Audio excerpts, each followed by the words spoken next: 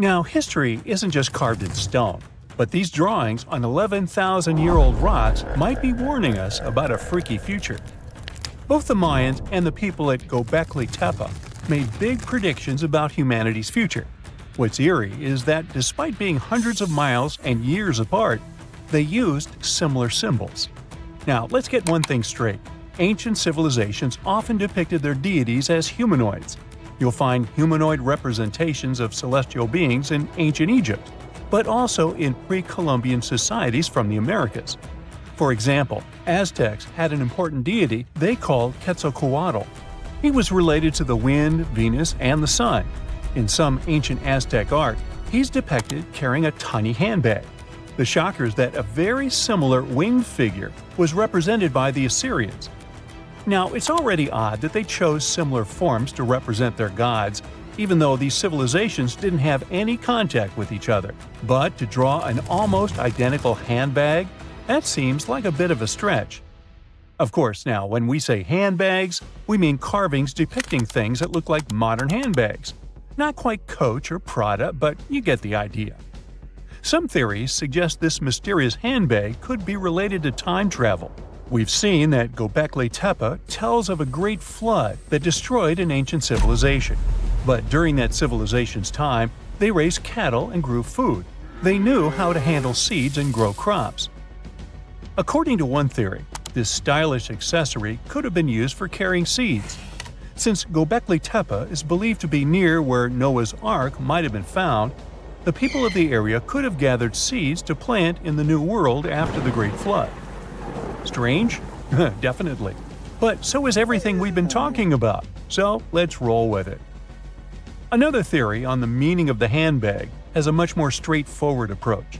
In multiple ancient cultures, the circle was used to represent spirituality and non-materiality, but the square was often associated with concepts of the earth and materiality. So, what we modern humans understand as a handbag might be an image that symbolizes the reunification of the earth and sky, of the material and non-material elements of existence. Not a bad theory, I would say. But then, who am I? Some researchers, like Graham Hancock, are not convinced with these previous explanations. For him, Göbekli Tepe is all about little gray people and their contacts with ancient earthling civilizations. You see, right in the middle of this ancient site, there's a special pillar called Pillar 43, or Enclosure D. At first glance, it looks like an astronomical calendar. You see the scorpion? That's the Scorpion constellation. And that ball in the center? It's all about the sun's alignment. We know ancient societies like the Maya or Incas were stellar astronomers. So what's the big deal here? Turns out the folks at Göbekli Tepe were talking about a massive natural disaster that wiped out all forms of life before their time. When astronomers recreated the angles and positions from Pillar 43, it showed an astrological setup from over 13,000 years ago. The stone also depicted a tragic event, a mix of a flood and a meteor shower. The headless man? That's humanity's tragic end. And the snake from the ground? Giant waves washing over the earth. And it's not just one stone telling the tale. Pillar 56 shows more of the Younger Dryas event, or as it's called, the terror from the sky. You see animals fleeing and waves crashing as the meteor shower hits. But wait, while Pillar 43 gives us the exact date of the last disaster, Pillar 18 in Enclosure D gives us the date of the next possible wipeout. The art depicted in this pillar zooms in on the constellation of Aquarius.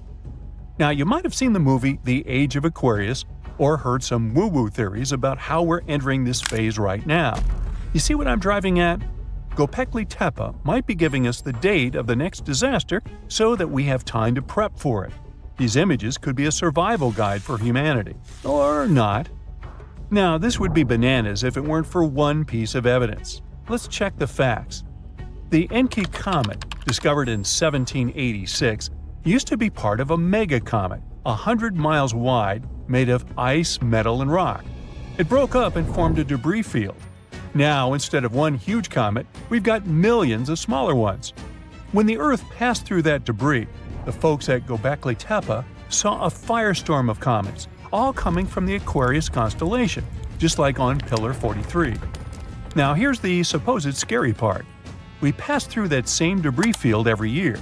If you're watching this in September, October, or November, we're flying through it right now. It could happen that these debris fall onto the surface of the Earth all over again, repeating history. But so far, that's just a theory. The mind-boggling question is, how did the people at Göbekli Tepe know about an event that happened before they were all born? In 2019, excavations kicked off at Karan Tepe, about 40 miles from Göbekli Tepe. But research suggests it might have been settled even earlier. Göbekli Tepe seems to have been a place of worship or an observatory, but Karahan Tepe shows signs of a structured society. Excavations at Karahan Tepe reveal artifacts like intricate carvings, tools, and even possible remnants of buildings. This suggests that these people were not just hunters and gatherers, but had a structured society with spiritual or ceremonial practices. In 2020, researchers started unearthing several other settlements in the area, indicating that Göbekli Tepe was part of a huge metropolis. The whole site is known collectively as Tas Tepler. The thing is, the math around all this has scientists baffled. Around that time, Earth was just leaving its last ice age, and scientists used to think Stone Age civilizations were primitive. But evidence keeps showing up, proving that wasn't the case. For Göbekli Tepe to have existed with that level of tech 12,000 years ago, there must have been an even earlier civilization. That kind of tech doesn't just pop up out of nowhere. And hey, we've got plenty of other proof of advanced societies. Take the Mayans, for example. Recent discoveries have shown they were even more advanced than we previously thought. They built massive cities with roads up to 130 feet wide, painted white to guide travelers at night, a feat you'd expect in places like Portugal or England. These roads, sometimes elevated over swampy ground, formed a network of over 964 settlements, like a giant spider web.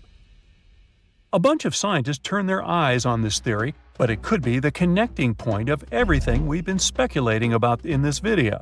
After all, the people from the sky could have come down and told the people from Göbekli Tepe about the destruction of a more ancient civilization than theirs.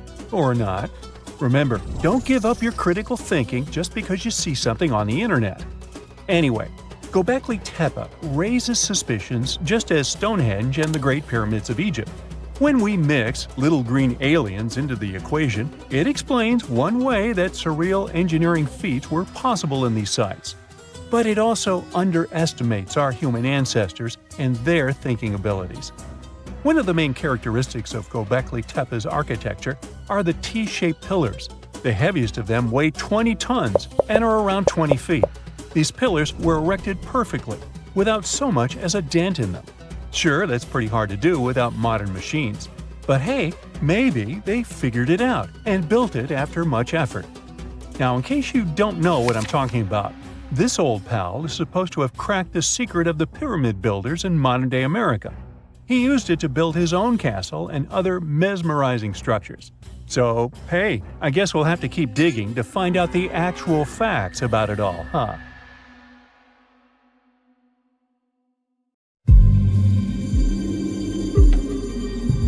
What if a mysterious object carved into ancient stone wasn't just symbolic, but something we still don't fully understand today? Across multiple ancient civilizations, separated by thousands of kilometers and thousands of years, archaeologists keep finding the same strange object. It looks like a small bag with a handle. And the most surprising part is how consistent the design is, no matter where it appears.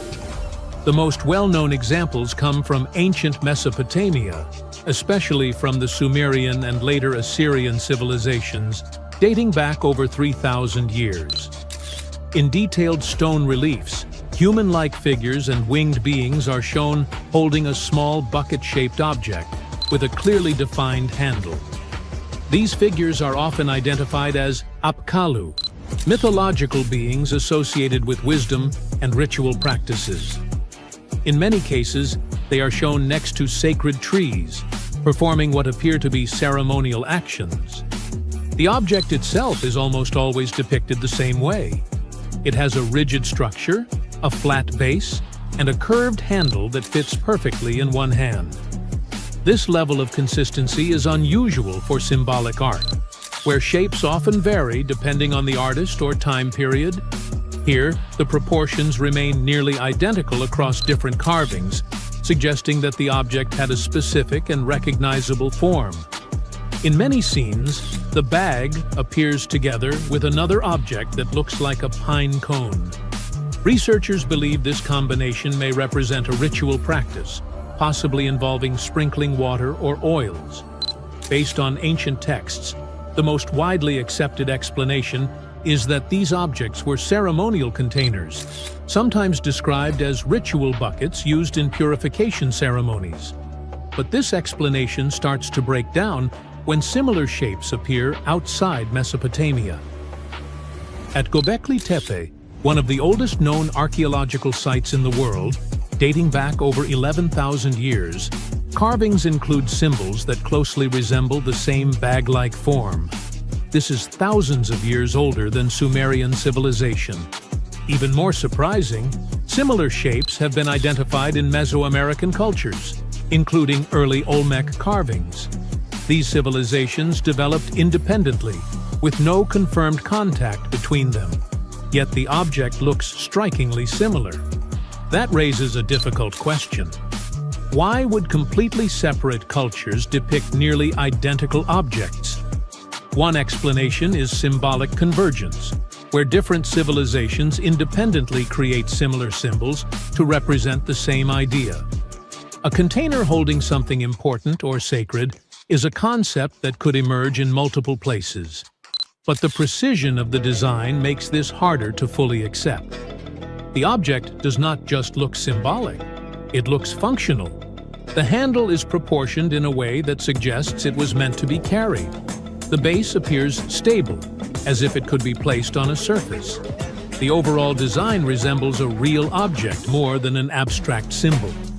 This has led some researchers to question whether we are missing part of the picture. More speculative theories suggest the object could represent lost technology or tools that no longer exist. Others believe it may symbolize knowledge, power, or some kind of transfer between humans and the divine. However, there is no physical evidence to support these ideas. No actual object matching this exact design has ever been recovered. And that detail is important. If these were common tools, we would expect to find at least one surviving example.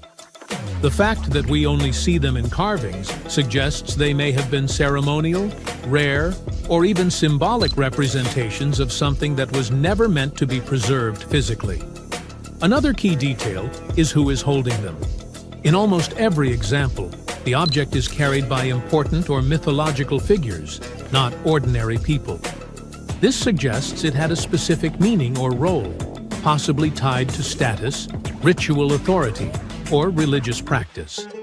Today, the most accepted explanation remains that these were ritual objects used in ceremonies. But that does not fully explain their consistent design or their appearance across different cultures and time periods. The Sumerian bag remains one of those rare cases in archaeology where the object is clearly visible, widely documented, and still not fully understood. It is not hidden or obscure. It appears in some of the most studied sites in the world. And yet, there is still no single explanation that accounts for all the evidence. Sometimes the mystery is not in what we cannot see, but in what we see too often without fully understanding it. Have you heard of Göbekli Tepe? It's an ancient site in Turkey that literally made historians rewrite history books. Over 11,000 years ago, a group of prehistoric humans crafted an enigmatic masterpiece that's even older than Stonehenge.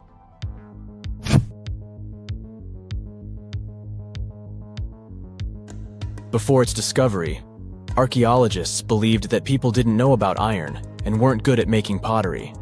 They were sure that settled life only emerged with the need for agriculture. But Göbekli Tepe changed this belief.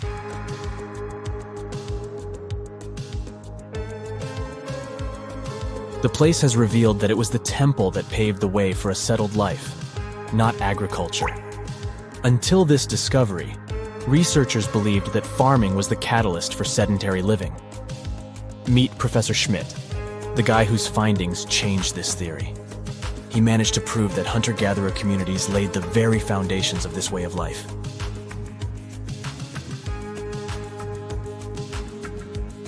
Back in the 1960s, other archaeologists visited the area, but they totally missed the mark. While surveying the region, they stumbled upon a hill with scattered limestone slabs and concluded it was just an old burial ground from medieval times. Little did they know that there was so much more to uncover.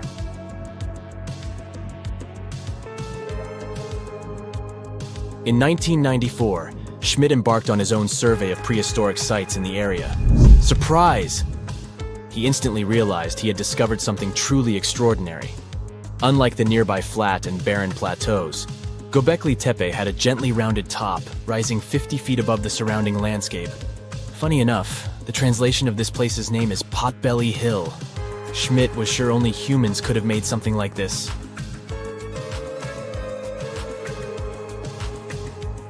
Those broken limestone pieces that were mistaken for gravestones turned out to be way more exciting. It was like stumbling upon a hidden treasure. The pieces took on a whole new meaning, and Schmidt with his team was about to dive into the secrets waiting beneath the surface. To their surprise, they found no traces of a settlement, no hearths for cooking, no houses, and none of those adorable clay figurines commonly found in nearby sites of similar age. However, they uncovered that those ancient people used tools like stone hammers. So, Schmidt and his team put their heads together and took a wild guess at the age of Göbekli Tepe's stone structures.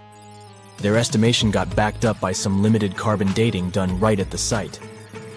The ancient vibes of this place were finally starting to make sense. It was like a puzzle slowly coming together.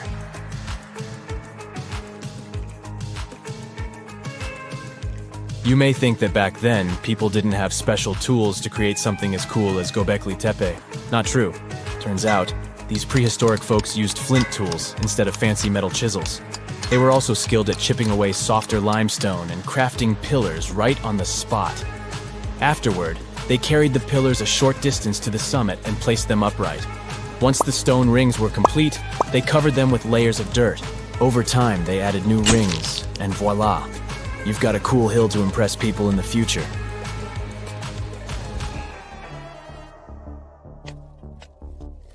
During their first year of excavation, the team went through 15,000 pieces of animal bones from wild creatures. These people didn't have pet animals or grow their own food. They hunted wild animals for their meals. But things were about to change, because the place had everything they needed to start farming. Scientists say they had wild sheep and wild grains that could be domesticated. And guess what? Just 20 miles away, geneticists found evidence of the world's oldest domesticated strains of wheat at a prehistoric village.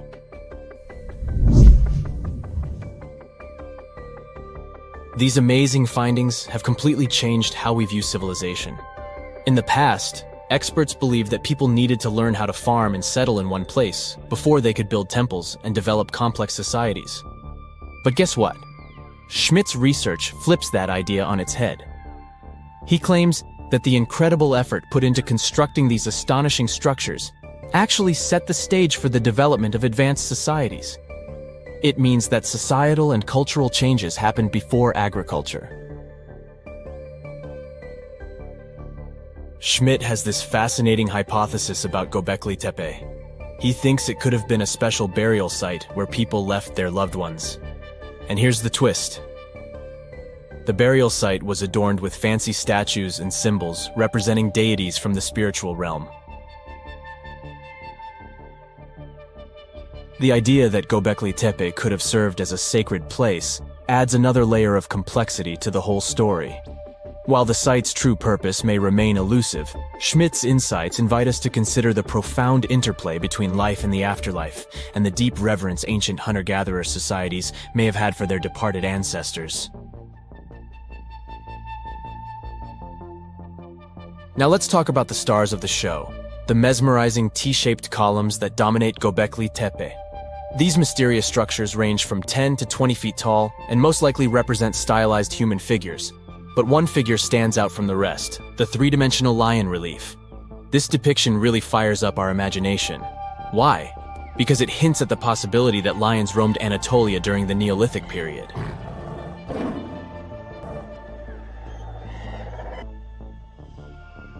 These standing stones are arranged in circles and placed in rectangular pits.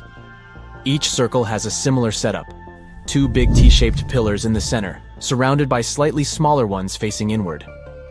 Talk about a stylish arrangement. These towering pillars reach a whopping 16 feet and weigh between 7 and 10 tons. Some pillars are plain and simple, while others are like works of art with intricate carvings. Foxes, scorpions, and vultures come to life, crawling and twisting on the pillars' sides. But it's not just animals depicted on these stones. Some pillars have abstract shapes representing humans, and even small carvings of clothing items. Some of them even have belts. Now, there's one pillar that stands out from the rest like a rock star.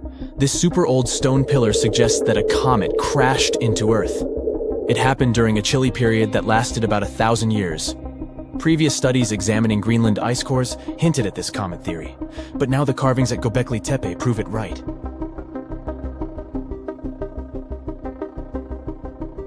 The carvings on the pillars are like a historical comic strip. They even show a headless human figure. Researchers fed the images into a computer and discovered their connections to constellations, indicating that this temple might have been an ancient observatory. It's like our ancestors were trying to document this cataclysmic event in their own unique way. Archaeologists have been excavating and researching Göbekli Tepe since the mid-1990s, peeling back layers of history and providing us with a deeper understanding of the intricate relationship between various elements. They have no plans to stop the whole process for another 150 years. Who knows what else they'll find? You see, Göbekli Tepe has been labeled purely as a ritual site with no signs of domestic activities. We were led to believe that the absence of water meant it couldn't support semi-sedentary communities. But scientists believe it's time to shake things up and approach Göbekli Tepe with fresh eyes. It's time to question what we believed before and use new evidence and different ways of thinking. Like, there might have been a group of people living in the area who didn't stay in one place all the time. They moved around a bit but still had their own civilization, living in the area semi-sedentarily. Göbekli Tepe is not just home to a single temple, but an astounding collection of over 20 ancient structures. As archaeologists delve into the depths of this wonder, they are unraveling its unique layout, featuring two prominent focal points at the heart of each establishment, complemented by smaller structures and dividing walls. What's even crazier is that in this area, there are over 200 obelisks, which are narrow tapering monuments. Eridu, a megacity older than the first known civilization and older than the pyramids of Giza, was buried in the sands of the Mesopotamian desert for over 2,000 years. Now, scientists have made a discovery that changes what we know about the ancient city. They found over 4,000 canals around Eridu that brought water to more than 700 farms where people worked between the 6th and the early 1st millennium BCE. Now, Eridu was founded around 5400 BCE and was the city of the first kings and history's first city according to the Sumerian king list, an ancient text on a clay tablet. Ancient Sumerians believed that deities created this city when they decided to settle on Earth. Eridu plays such a big role in Sumerian myths and legends that, at some point, people used to think it was just a mythical location. The most famous Eridu myth says that the skies got angry because humans were too noisy, so they decided to send a great flood to wipe them out. A new study showed that the Euphrates River served as the source of water for the entire city. The researchers mapped what remains of the ancient landscape and found a well-developed network of artificial irrigation canals. They discovered 200 large main canals pulling water from the Euphrates, and those canals fed another 4,000 smaller canals. The team used everything from satellite images and drone footage to soil analysis, old records, and remote sizing tech to map out the area. The 700 farms that used the water from the system were different in size, from about 5,000 square feet to over 200,000 square feet. The main canals were a little over a half-mile long, and some stretched more than 5 miles. The smaller canals could be as short as 32 feet. Rivers in Mesopotamia were the main water sources for farming, so ancient farmers had to learn how to guide water from the river to their fields.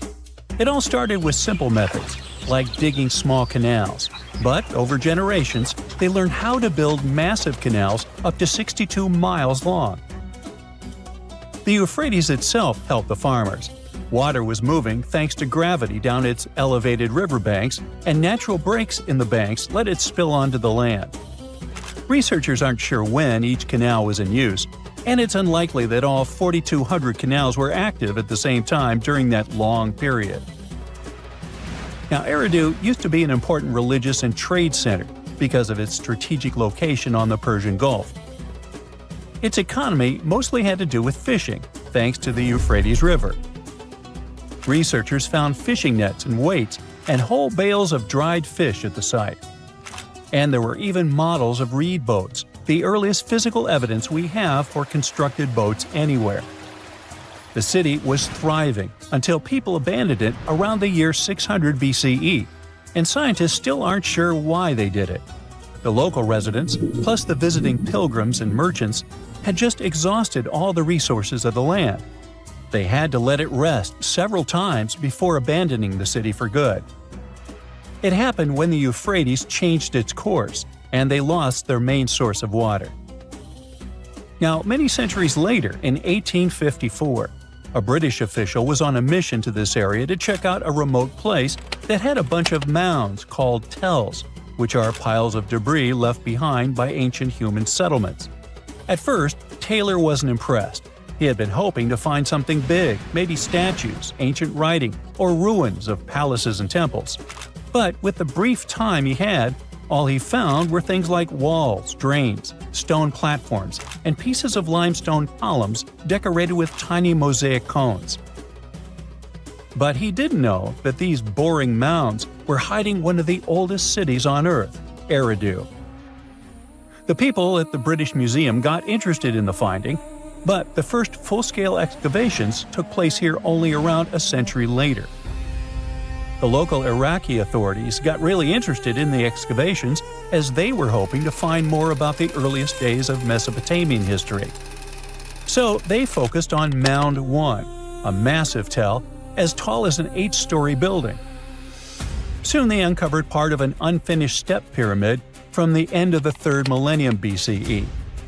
As they dug deeper, they found layers of human life going back in time. There were levels from the Uruk period, and even remains from a time before the Sumerians called proto-history. In those lower layers, they discovered multiple rebuilds of the Temple of Enki, the city's main deity. People rebuilt this temple again and again for over 2,000 years. Every time the temple collapsed, they built a new one right on top. Each new version of the temple was bigger and more impressive than the last. From the middle of the 4th millennium BCE, these temple buildings became massive, more advanced than anything else humans had built up to that point. The city in Eridu was also becoming more complex, with clear social classes. Eventually, they stopped rebuilding the temple and put up a step pyramid on top of the ruins. Even though Eridu faded, it likely stayed important as a religious site. Archaeologists found pottery from the 2nd and 1st centuries BCE during excavations, although there were no signs of houses. The Sumerians were an innovative civilization, as you can tell. By 1500 BCE, they invented the cedar plow, a tool that let farmers plow and plant seeds at the same time, using animals like oxen to pull it. This gear even came with instructions. The Sumerian Farmer's Almanac gave farmers advice on how to grow more crops with proper tilling and irrigation. These smart farming tricks helped feed more people, which led to larger cities, an organized ruling system, and more focus on religion. And as their cities expanded, so did their work in writing, math, and spiritual life. 5,000 years ago, the Sumerians had already produced cuneiform, one of the first writing systems in history. So another recent find from the same part of the world proves that bureaucracy existed already 4,000 years ago. Archaeologists found ancient administrative tablets in another ancient Sumerian city. These clay tablets are the oldest solid proof we have of the world's first empire, the Akkadian Empire. The tablets were inside a state archive building made of mud bricks, which had different rooms that acted like offices. Now, before this discovery, archaeologists didn't really understand how the first known empire in the world, the Akkadian Empire, worked behind the scenes. But now, thanks to the recent Gerso excavations, we have the first real and unambiguous evidence of the empire's administrative system. They tracked everything – deliveries, spending, and inventory, from fish to sheep to grains, fabric, and even gems. The tablets also include population records, with names and jobs of men, women, and kids, an ancient version of a census. From these records, scientists found out that women played a key role in Akkadian society. Some women had powerful positions, like high priestesses. The tablets also show a wide range of jobs, from skilled workers like stonecutters to people with simpler roles like temple floor sweepers. Some even included building blueprints, field layouts, and canal maps, proving that the empire had serious organization and planning. Eventually, the city rebelled and gained its independence, and the Akkadian Empire's 150-year rule ended. Now, researchers are carefully cleaning and translating the tablets to fully understand what they say. These new finds will replace older, incomplete ideas about the empire and give us a way more accurate picture of how Akkadian power and the ruling system actually worked. No one knew exactly where Alexander the Great's father was buried over 2,000 years ago. Now, we finally have an answer. And it turns out that archaeologists may have been looking at the wrong tomb for years. If you want to understand how Alexander became that great, you have to start with his father, King Philip II. He made Macedonia powerful and gave Alexander what he needed to conquer a huge part of the world. Philip lost his life in 336 BCE, and for a long time no one knew for sure where he was buried. That is, until now. Archaeologists always suspected that Alexander the Great's family was buried in a royal tomb complex in Aigai, which is now Virginia, Greece. This ancient city had been almost forgotten for around 2,000 years, until 1977, when an archaeologist discovered 4 royal tombs there. But 3 of them specifically caught specialists' attention. They were immediately sure that one of them belonged to King Philip II. But which one? Most people agreed that Tomb 3 belonged to Alexander the Great's son, Alexander IV. So the real debate was between Tomb 1 and Tomb 2. For a long time, most experts believed Philip was buried in Tomb 2, but there was one big problem. Philip walked with a limp. And some studies suggest that whoever was buried in Tomb 2 did not have any clear injury to his leg. That leaves us with Tomb 1. But Tomb 1 had another problem. It was kind of meh. It was small, poorly built, and didn't have a marble sarcophagus. The other 2 tombs were bigger and much more impressive. So why would a powerful king be buried in the least impressive tomb? Experts actually have a good explanation for that. They say Philip II's tomb would have probably been simple and relatively poor, because Alexander was low on money at the time. He was getting ready to invade Asia, and that took a lot of resources. But before we call Tomb 1 the winner, researchers had to prove it. So, a team of archaeologists used imaging and scientific analysis techniques, including X-rays, CT scans, and radiocarbon dating, and compared the data with what we know about King Philip's life. and they concluded that King Philip II was most likely buried in Tomb 1, not Tomb 2. He was not alone though. The tomb also held the remains of a woman and a kid. Researchers now believe they were Philip's son and his wife, Cleopatra. No, not that Cleopatra. That means Tomb 2 most likely belonged to Alexander's half-brother, King Aridaeus, and his wife, Adia Eurydice. So, even though this new study offers strong evidence, the mystery of Philip II's tomb may not be completely solved yet, and researchers are still debating it.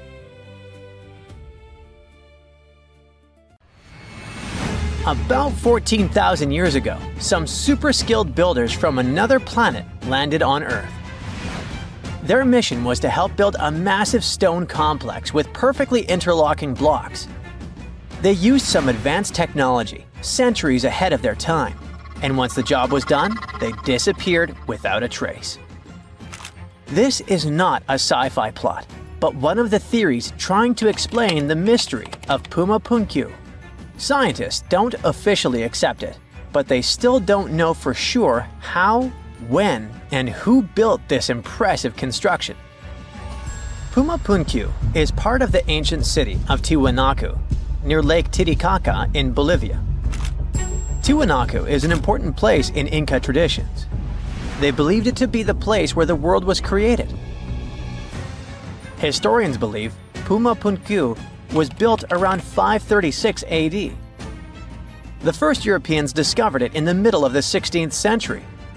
At the heart of Puma Punku, there is a huge, terraced platform filled with massive stone blocks, some as big as a school bus. The largest one weighs a jaw-dropping 131 tons. That's heavier than 20 elephants. Even the smaller rocks are as big as a couch. Archaeologists believe there were at least 5 big gateways, as well as several smaller ones that may have been part of a grand monument. The site is built using 2 types of stone, red sandstone and andesite, which is one of the hardest rocks on Earth. The 8-shaped blocks of the construction fit together like puzzle pieces. They all look the same, as if they were mass-produced in a factory. But that should have been impossible for an ancient civilization. Even the smaller rocks are as big as a couch. These blocks were carved with precise holes and grooves to fit together. Builders made perfectly straight lines, cut identical angles, created smooth surfaces, and drilled holes. Some scientists believe they may have used advanced techniques, but there's no record of the tools they used. It took another 1,000 years before other civilizations could match this level of precision. One of the biggest mysteries is how these enormous stones were transported. Puma Punku sits high up in the mountains at 12,600 feet above sea level. So high that even trees don't grow there. The builders didn't have wheels, cranes, or modern machines. Yet somehow, they moved these heavy blocks miles from their original locations. Some scientists think they used llama skin ropes and ramps, but no one really knows for sure. The most commonly accepted version is that the Tiwanaku civilization, which thrived in the region between 500 and 1000 CE, built this impressive site. The complex was enormous and had many different areas. A western court, a large open area in the center, and an eastern court that was surrounded by walls. Long ago, it must have been incredibly beautiful, with polished metal plaques shimmering in the sunlight, brightly colored fabrics and ceramics decorating the buildings, and people in elaborate costumes walking through the plaza. But something doesn't add up here, as the Tiwanaku people never wrote down how they built Puma Punku. They would have probably left some clues if they had accomplished something like this. Plus, the Tiwanaku people didn't have the high-tech equipment needed to carve and move giant stone blocks with perfect precision. The architectural historians who first studied the place professionally concluded that a hammerstone couldn't have done such a fine job. They found no metal tools that were used in the construction process. That's why they suggested they might have used some unconventional tools the historians didn't even recognize as tools. There's a theory that these ancient builders might have had a way to soften stone to make it easy to carve before it hardened again. Or maybe they poured liquid stone into molds, just like we make concrete today. If it's true, this would mean an advanced civilization existed in South America long before we thought. Some researchers even think it had to do with the theory of Atlantis or other lost civilizations that may have had immense knowledge before a global catastrophe wiped them out. Local legends say that powerful deities used incredible powers to lift and shape the massive stone blocks. And some people believe Pumapunku was so advanced that the builders must have had help from visitors from outer space. The perfect cuts and massive stones look like something from modern construction. The supporters of this theory also say that some carvings at Tiwanaku show figures wearing helmet-like shapes, so they could be left by space travelers. Scientists from the University of California, Los Angeles, decided to officially debunk this theory. They created a digital model of Pumapunku using super precise measurements from historical records. Then, they used a 3D printer to make a miniature version of the site at 4% of its original size. Once the pieces were printed, the team sorted them by size, shape, and design, like a giant puzzle. They noticed that some blocks had special grooves for holding metal clamps, and others had ornamental carvings.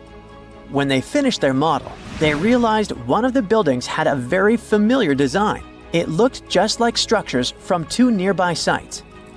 This was solid proof that Pumapunku was built by humans, not visitors from outer space. Over the centuries, people stole stones from Pumapunku and moved them around. This made things even more confusing for archaeologists. UCLA team created a digital archive, so researchers all over the world can now study the site without traveling to Bolivia. So maybe we'll hear about the new twists in this mystery soon. Another construction from the past that still impresses us with extreme precision is the Serapeum of Saqqara, a burial place built around 3,000 to 3,500 years ago. A French scientist accidentally discovered it in 1850. Inside the Serapeum, he found a long underground hallway. On both sides of the hallway, there were giant stone rooms, and inside those rooms, there were huge granite sarcophagi. These sarcophagi were not built for people, but for the sacred Apis bulls. These bulls were treated like royalty, as the people believed they were chosen by deities. The Egyptians believed these bulls were the incarnations of the deity Ptah and had magical powers to protect their kingdom. Some of the stone boxes inside the Serapeum weighed around 70 tons. They were made with perfectly straight angles and smooth surfaces. Scientists noted roller marks on the floor and found wooden winches with levers, which the Egyptians likely used to move the sarcophagi. Since the burial chambers were lower than the hallway floor, workers filled them with sand, rolled the sarcophagus into place, and then slowly removed the sand to lower it perfectly into position. A stone inscription found in the Serapeum said it took 28 days just to move one of these stone boxes. Even though these sarcophagi were meant for bulls, they were way bigger than needed. Pharaohs, who were the rulers of Egypt, were buried in tiny coffins.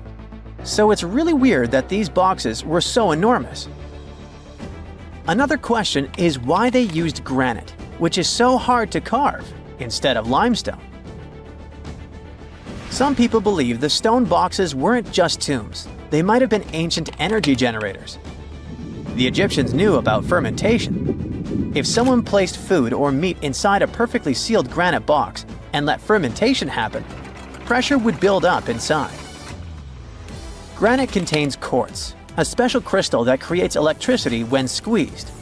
As pressure increased, the box's lid could pop open, releasing gas. Ancient drawings found in the Serapeum show stones stacked on top of the boxes, which might have been used to make the lids even heavier and help produce more electricity. Thousands of years later, when explorers opened these boxes, they only found bull bones. maybe because all the organic material had disappeared over time. Scientists still aren't sure if the massive stone boxes were actually ancient energy systems, so the mystery lives on. So hi, how about exploring some cool and unusual artifacts from the past? Let's go! Have you ever heard of Chinese magic mirrors? These mirrors were made of solid bronze. They had two sides. The front was a shiny polished surface, similar to our typical mirrors. It was the back that did the magic. When bright light fell on the mirror, it looked as if it was transparent, and the pattern on the back of the mirror got projected onto the wall. The backside could have different designs on it, depending on what its creator wanted to depict. Since the mirror was made out of bronze, no one expected this optical illusion to occur. These ancient artifacts date back to 2900 to 2000 BCE. They became popular in China and were produced in large numbers at the time. Eventually, their fame faded away. For centuries, the magic of these mirrors baffled both people and scientists. In the 11th century, Chinese scientist Shen Ku decided to study the mirrors. He conveniently had 3 of them. He was surprised by the ability of the metal to act as if it were transparent. He believed that some tempering techniques created surface wrinkles on the mirror to make it translucent. Yet these wrinkles were imperceptible to the human eye. It turns out he was right. Many scientists tried to decipher the open mirrors over the centuries, but remained clueless. Finally, in 1932, William Bragg discovered that Shen Ku had been right about imperceptible surface wrinkles all along. Every once in a while, people open multiple tabs in a browser and come to a point where there's no room for a new tab. Apparently, this had also been happening long before computers and the internet were invented. Meet the 16th century browser. This is a full-size book wheel. It's kind of a custom-made rotating bookshelf. Gregory Hayworth, a specialist in textual science, says that this tool has a system of epicyclic gears. That means that the book wheel has a working principle like a planetary system. One gear rotates around another. The shelves of the device maintain a constant 45-degree incline that holds the book securely as the giant wheel turns. Back then, people used the tool while writing encyclopedias and editions of classical works. In this kind of work, a person has to have many books open simultaneously so that the information from multiple sources can be gathered easily. Italian engineer Agostino Ramelli is the inventor of this piece of early modern machinery. What if I tell you that sponge divers in Greece accidentally found an ancient computer? They pulled out this artifact from a shipwreck near Antikythera Island in 1901. Scientists called it the Antikythera mechanism and labeled it as the first mechanical computer. The machine looks like a hunk of bronze, but it has some kind of mechanism composed of gears and wheels. So, experts first assumed that it was an astronomer's tool. After an X-ray scan, though, they found out that the instrument was far more complex than they thought. The artifact was meant to calculate astronomical positions, track the 4-year cycle of athletic games, and so on. It contained a box with dials on the outside and had an assembly of gear wheels attached. It's still unknown who built an instrument with this level of artistry 2,000 years ago and why this technology was lost. After seeing how sophisticated the device was, scientists accepted that their perception of ancient Greek engineering wasn't really accurate. Professor Michael Edmonds of Cardiff University admits that based on the knowledge they have, this mechanism shouldn't even exist. Edmonds says the machine is one of a kind and its astronomical calculations are precise. For him, the Antikythera mechanism is more valuable than the Mona Lisa. In 1929, scholars working in Topkapi Palace Museum in Turkey discovered a map. It became famous for being the oldest map showing the Americas. Perry Reese drew this detailed map on a gazelle skin in 1513. He depicted Europe, North Africa, the coast of Brazil, and several islands, such as the Azores and Canary Islands.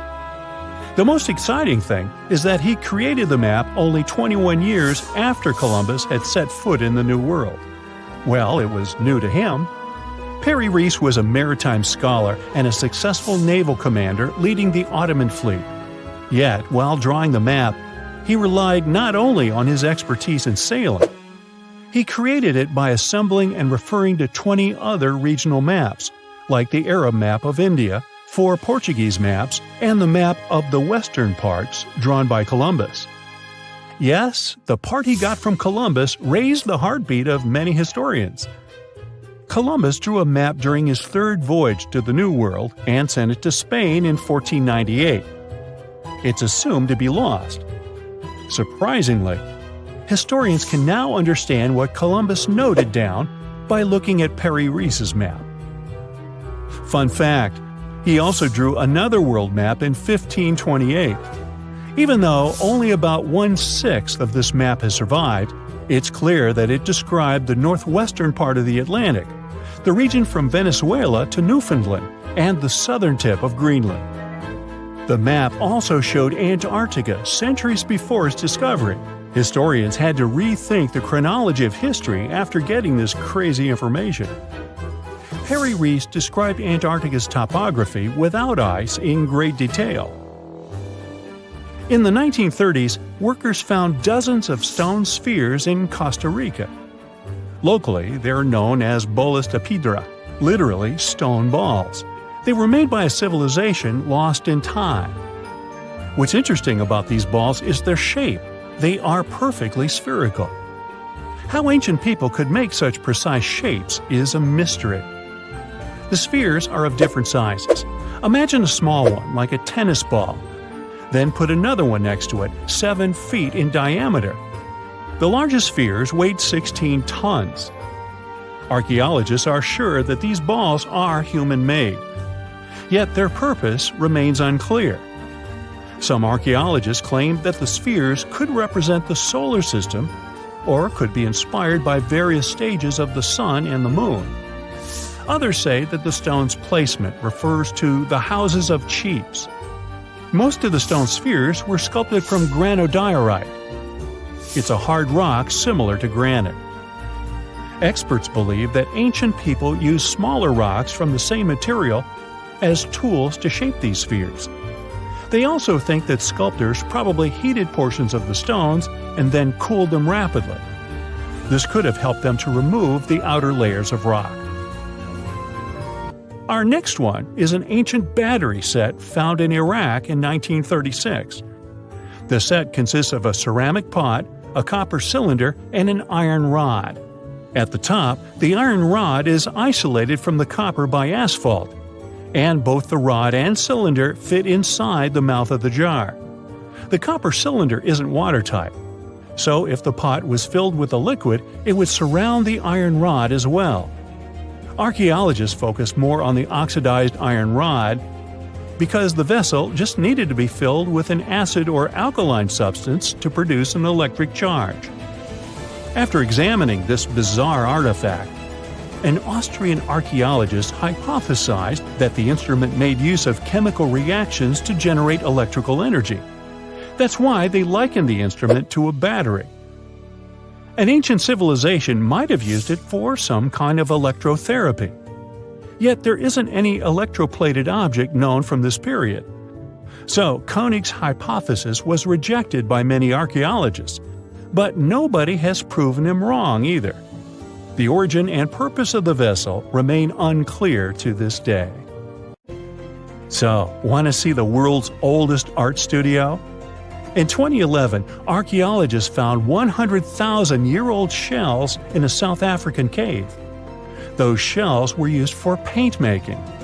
A coating of bright red powder on the inside of a pair of shells is the proof. Archaeologists say they found a complete kit used to produce a pigmented mixture. Now, in a different part of the cave, several paintings were displayed with little price tags on them intended for sale. Nah, just kidding. Although that big one over there would look good over my couch. Strange and amazing items are discovered often, but figuring out what our ancestors were up to is pretty tough. Especially when all you have are just some rusty cups and cave drawings. It's no surprise that even the experts in lab coats sometimes make mistakes. But it's not just about dusty plates and huge stones. Sometimes there's even humans with large heads. So grab your digging tools and let's travel back to ancient times to explore incredible societies that even scientists can't fully explain. Sardinia may look idyllic now, but I'm not gonna lie, I wouldn't fancy visiting it 3,000 years ago. Rumor has it, terrible giants roamed around this island back then. People even talk about finding human skeletons over 13 feet tall there, although nobody's ever shown anything to prove it. But the stories will make you wonder because some weird stuff has definitely happened. In 1974, over 5,000 pieces of broken stone artifacts were found in a part of the island called Monte Prama, but instead of being displayed in a museum, they were locked up in an underground vault for about 30 years. Sounds a bit suspicious, doesn't it? When they were finally displaced in 2005, scientists put the pieces together to find statues of 38 giant men standing 8 feet tall. Not quite as tall as the legendary skeletons, but still pretty huge. It's thought these statues were made by the Nuragic people, who lived on the island a long time ago. Besides giant statues, they also built over 8,000 massive stone buildings. Perhaps Nuragic weren't giants themselves, but they definitely liked their things big. I do too. I like a big number of likes on our videos. That would be pretty great.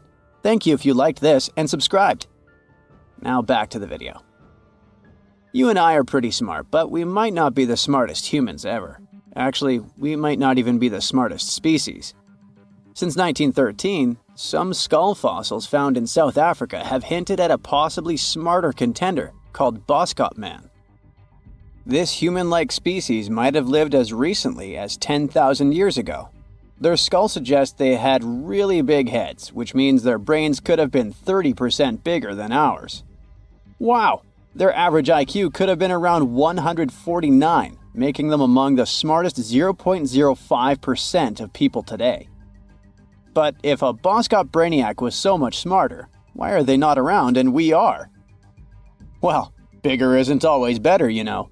Our brains are a lot bigger than our ape relatives, mainly in the prefrontal cortex. This part helps with high-level tasks like making decisions, remembering things short-term, and being aware of ourselves. The parts of the brain that handle our senses and movements haven't really grown much. So, maybe the Boskops spent too much time dwelling on the past rather than doing practical things like hunting. But this is all just guessing. We really don't know what happened to these clever cousins of ours. Some people even argue that Boskops weren't any different from us, with the only evidence being parts of skulls.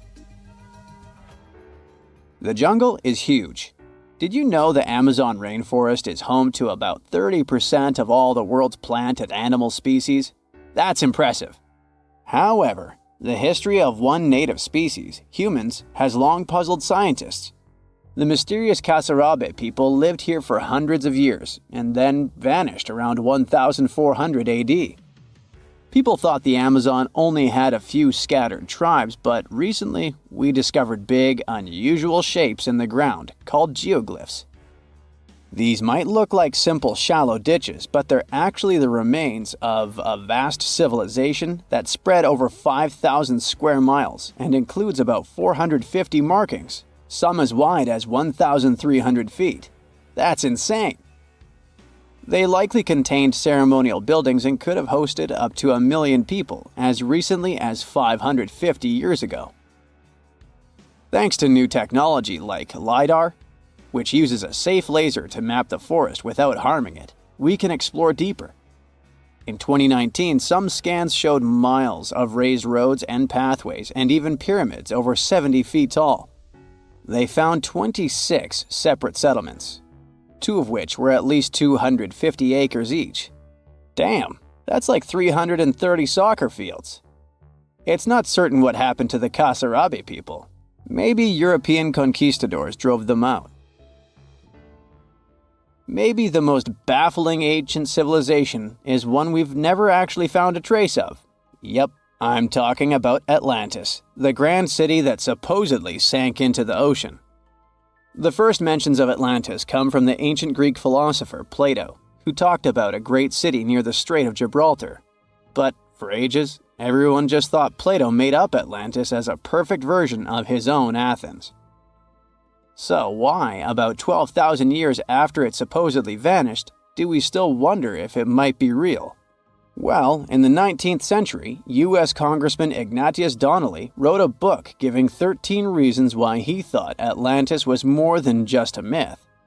Then, in 1965, some folks thought they actually found Atlantis when they discovered the Richat structure, a massive 25-mile-wide dome in Mauritania, Africa. It's so big that you can see the whole thing from space. 2 astronauts flying over the Sahara Desert spotted this giant eye staring back at them and thought they'd made the discovery of a lifetime.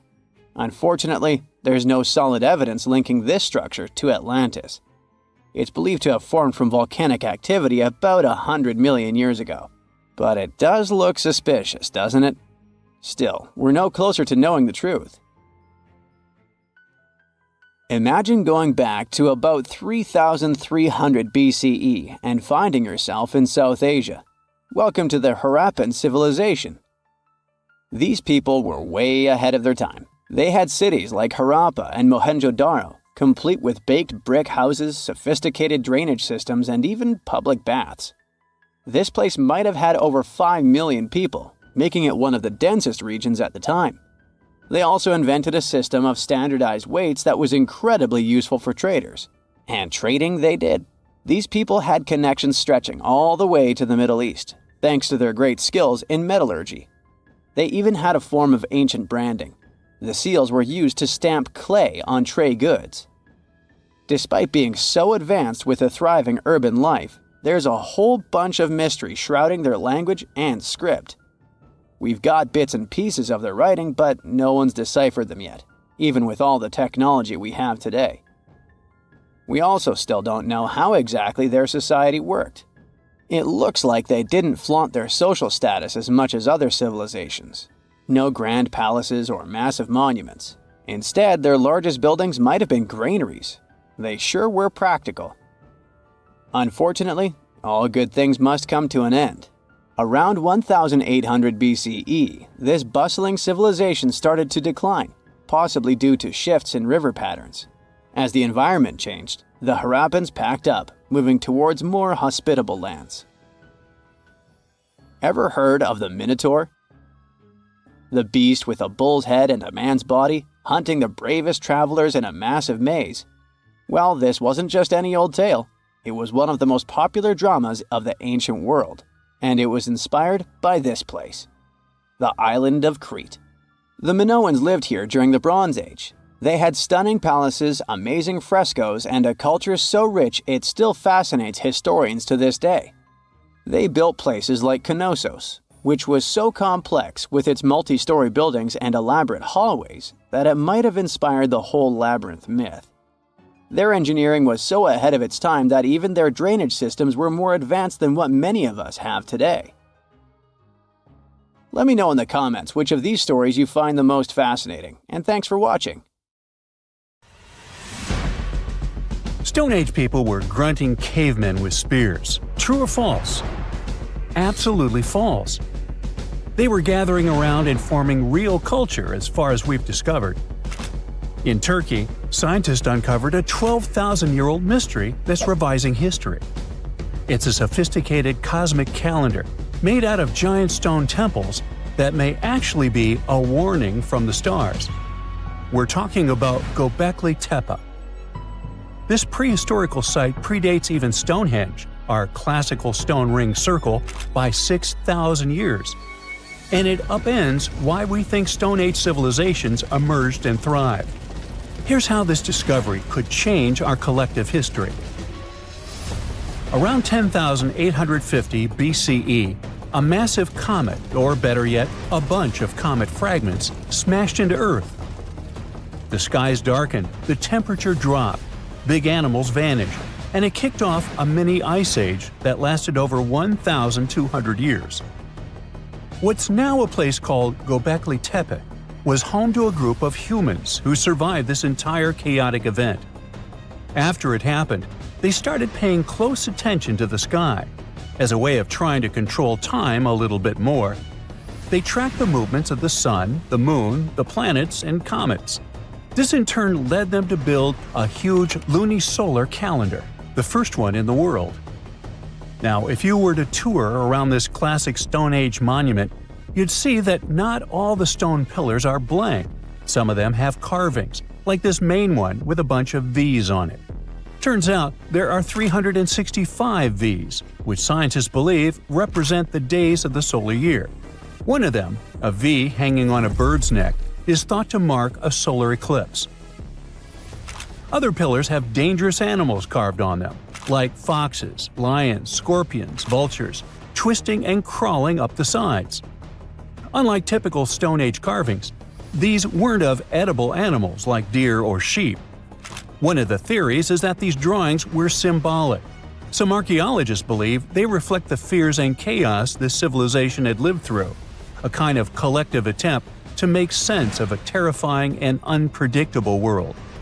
Archaeologist Danielle Stordur has highlighted the images of vultures, saying they represent the people who passed away.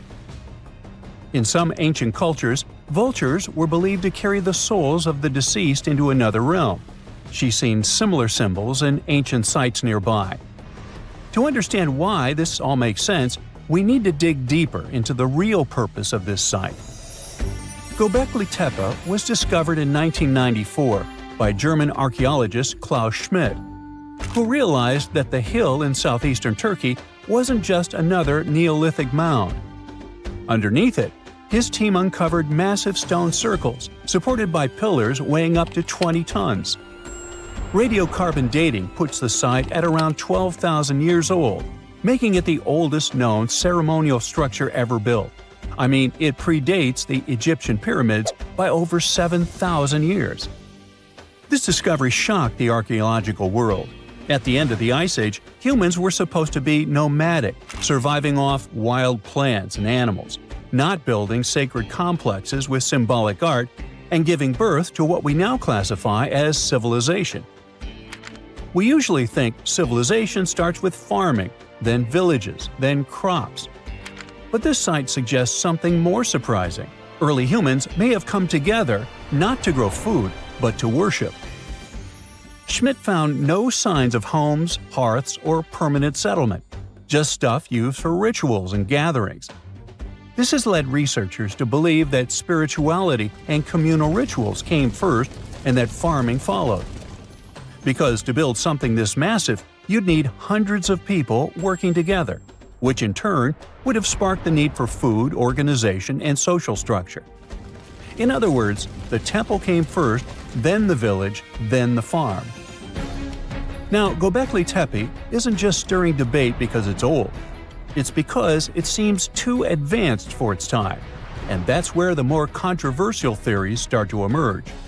Some researchers believe the builders of Göbekli Tepe weren't simply primitive hunter-gatherers experimenting with stone tools. They may have been the inheritors of ancient knowledge, remnants of a much older civilization that existed before the end of the last ice age. This idea ties into the Younger Dryas impact hypothesis, a theory that a comet struck Earth around 10,850 years ago, triggering a sudden and catastrophic climate shift. According to this view, the survivors of that event passed down their knowledge through symbolism, architecture, and oral tradition. And Göbekli Tepe could be one of the earliest attempts to preserve that memory. Now, if that's true, then the carvings at this site, especially the animal symbols on the pillars, aren't just decorative. They could be astronomical codes, tracking constellations and celestial events. But one pillar might hold the biggest secret of all. It's called the Vulture Stone, and it's freaking archaeologists out. On it, you'll find a strange combination of figures: a headless man, birds, and a scorpion. To the untrained eye, it might seem random, but some researchers believe these are ancient representations of constellations, like Scorpius among them, and that the headless man symbolizes a mass extinction event. Some even argue that this is the oldest known record of a comet impact, the one that triggered the Younger Dryas. And if you're wondering who this older lost civilization might have been, they are called Atlantis, or more neutrally, Civilization X. Theorists like Graham Hancock suggest that this advanced culture, destroyed in the chaos of the comet impact, passed fragments of its knowledge to survivors around the globe. In that case, Göbekli Tepe wasn't the start of civilization, it was the restart. Now, back to the stones. Pillar 43 may look like a celestial calendar at first, but when archaeologists recreated the sky patterns encoded in its carvings, they found a precise snapshot of the sky dating back over 13,000 years. It appears to show a meteor shower, a flood, and humanity's tragic end, aka the Headless Man. A snake rising from the ground might even symbolize tidal waves or destruction coming from below. But the story doesn't end there. Pillar seems to expand on the same disaster, the one they called the Terror of the Sky. You might see animals fleeing, waves, fire raining down. It paints a vivid picture of the meteor shower. But wait! While Pillars 43 and 56 may encode memories of a past catastrophe, Pillar 18 might be a forecast. That stone zooms in on the Aquarius constellation. If this sounds familiar, maybe it's from the phase Age of Aquarius, which is the age we're living in now. Some enthusiasts believe this may be a warning for us, and may be telling us that a similar meteor shower will hit Earth and thus you and me and us. I mean, chills! But hey, that's the kind of mystery that makes Göbekli Tepe so captivating. Today, archaeologists know that Göbekli Tepe was part of a much larger sacred complex, now known as Taş Tepeler, a network of ancient sites across the region, each with its own secrets and structures, but connected by shared patterns and motifs. In 2019, excavations began at this sister site, just 40 miles from Göbekli Tepe, known as Karahan Tepe. And here's the twist. Some researchers believe Karahan Tepe might be even older. Unlike Göbekli Tepe, which appears to have been primarily ceremonial, Karahan Tepe has signs of domestic structures like walls, tools, and perhaps even homes. And that changes everything. Because whether these sites were the work of highly sophisticated hunter-gatherers or survivors carrying the fragments of a lost pre-Ice Age civilization, one thing becomes clear. Our ancestors weren't just surviving. They were planning, tracking, and predicting. They were far more capable, curious, and connected to the universe than we ever gave them credit for. Now, have you ever seen cricket balls that are 3 billion years old? Klerksdorp spheres were found in deposits of the mineral pyrophyllite in South Africa and rock the science world. They do look like tiny ancient cricket balls with seams-like lines around the middle. Back in the 1980s, some folks claimed these spheres had been made by an advanced pre-flood civilization we know nothing about. One museum curator shared stories about how they rotated on their own in a display case. There was also a TV show that invited a psychic who declared the spheres were pieces of an ancient spaceship. But according to geologists, these spheres are actually pretty common concretions or spherical objects formed by different minerals than the surrounding rock. The seam-like lines are just imprints from the host rock's layers building up over time. The Klerksdorp spheres come in different shapes, from noticeably flattened spheres to distinct discs. As for that episode when one of these spheres spun on its own, the curator of the Klerksdorp Museum cleared that up too. He said that when he put one sphere on its glass shelf when a journalist came to visit, the sphere naturally rotated a bit because it's round. The area where the museum is located often experiences earth tremors from gold mining activities nearby. The oldest known human-like footprints could be 6 million years old. They were found on the Greek island of Crete in 2002. If the number is correct, It would mean that early human ancestors may have migrated between Europe and Africa much earlier than we previously thought. This doesn't mean Africa is not the cradle of humankind, though. It could just prove that early human ancestors moved back and forth between continents. Some researchers believe the footprints were left by a bipedal creature possibly related to an early human ancestor nicknamed El Greco. According to scientists who studied them, the footprints have a very human-like shape, with 5 toes and a parallel big toe. Some scientists are skeptical about it and suggest the prints might be from a late European ape. The new study analyzed fossilized marine microorganisms found in the sedimentary rocks to determine the footprint's age and prove it's actually 6 million years. The next amazing find that keeps scientists entertained is the Dorchester plot. It's a beautifully crafted metal vessel with some fancy geometric designs embossed in shiny silver. The pot was discovered in, who could have thought, Dorchester in 1852 under quite unusual circumstances. During a powerful blast, the pot broke into 2 pieces. Scientists believe it was originally embedded within a rock or boulder known as pudding stone. The rock from which the Dorchester pot emerged is dated to be around 500 million years old. So it could mean the pot itself is also that old. The current and less exciting theory suggests that the Dorchester pot is a Victorian-era candlestick holder. Such things were really trending back then, so it's not a surprise to find such fancy household item from that time. The Dorchester pot falls into the category of ouparts, or out-of-place artifacts. Those are objects that seem too advanced for the time period they're supposedly from. If we accept that the pot is 500 million years old, then whoever made it was way ahead of their times in terms of crafts and tech.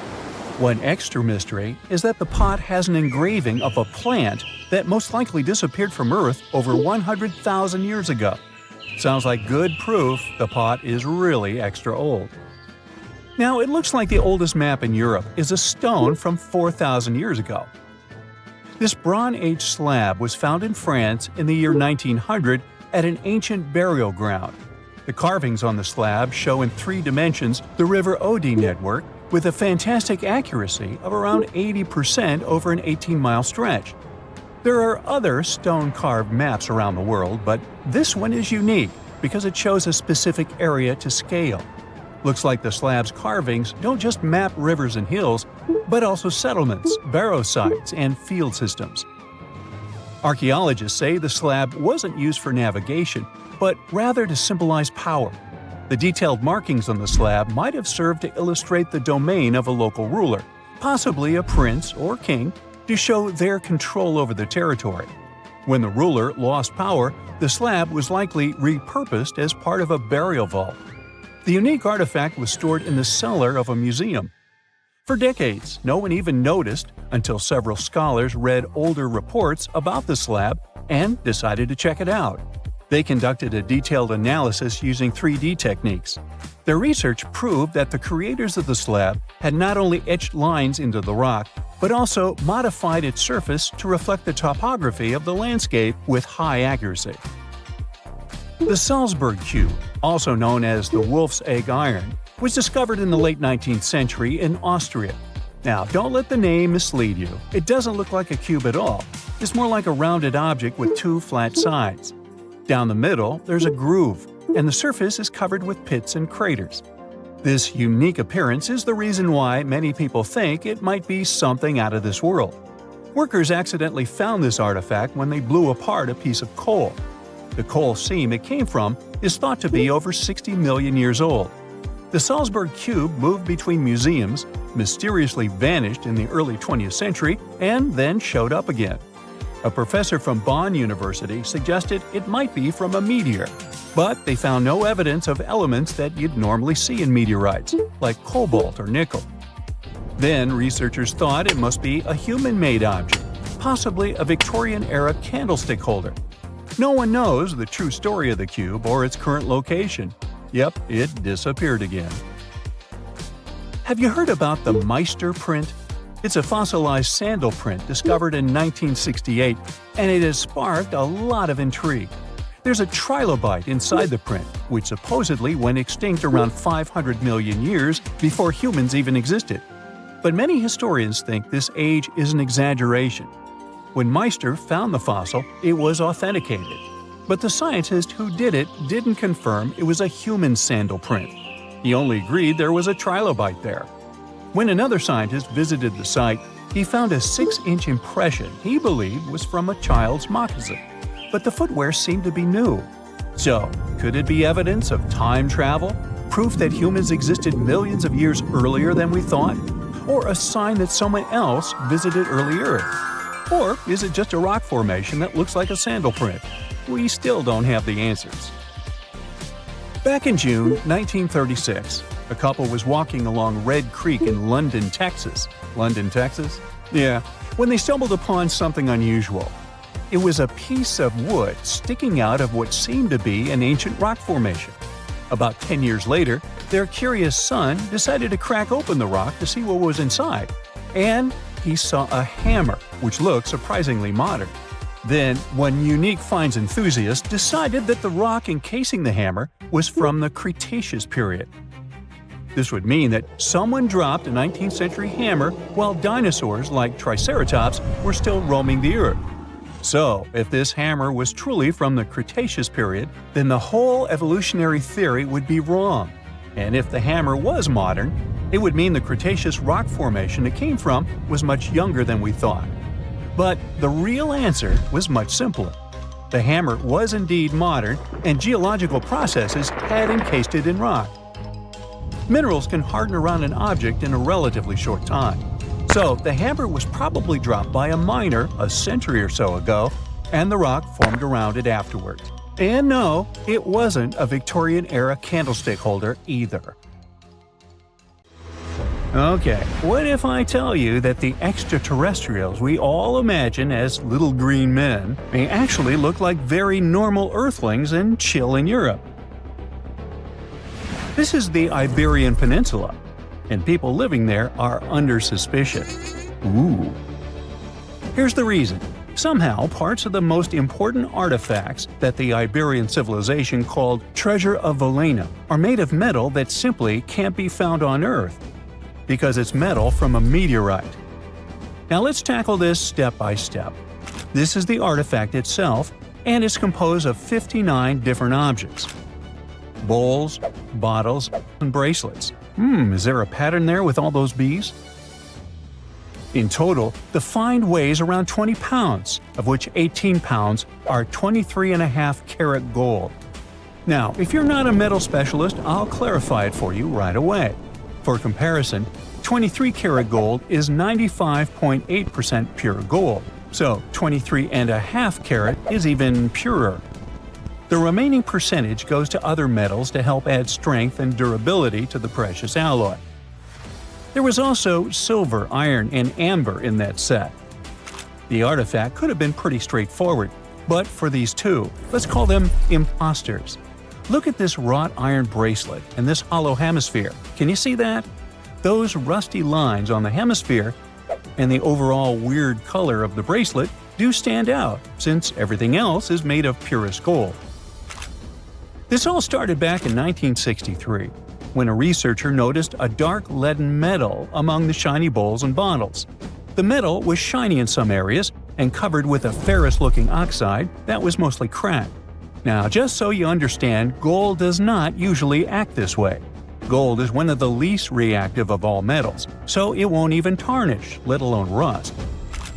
To figure out where this suspicious iron came from, researchers turned to mass spectrometry, which checks out the mass-to-charge ratio of molecules. Their findings showed that the nickel in the iron is similar to that found in meteoritic iron. Simply put, the bracelet and the hemisphere are of extraterrestrial origin.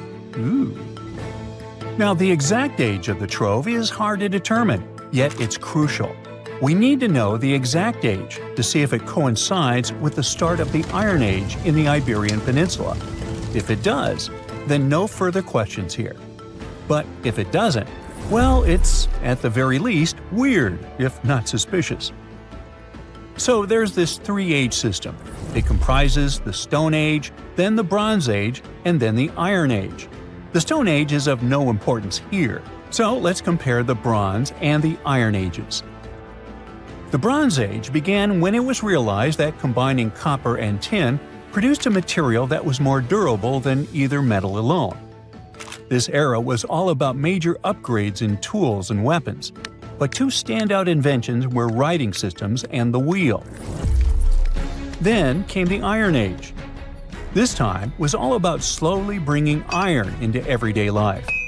Iron was way easier to shape into cool designs than bronze. Now this was a big deal, because iron, especially transformed into steel, provided significant improvements in all aspects of life.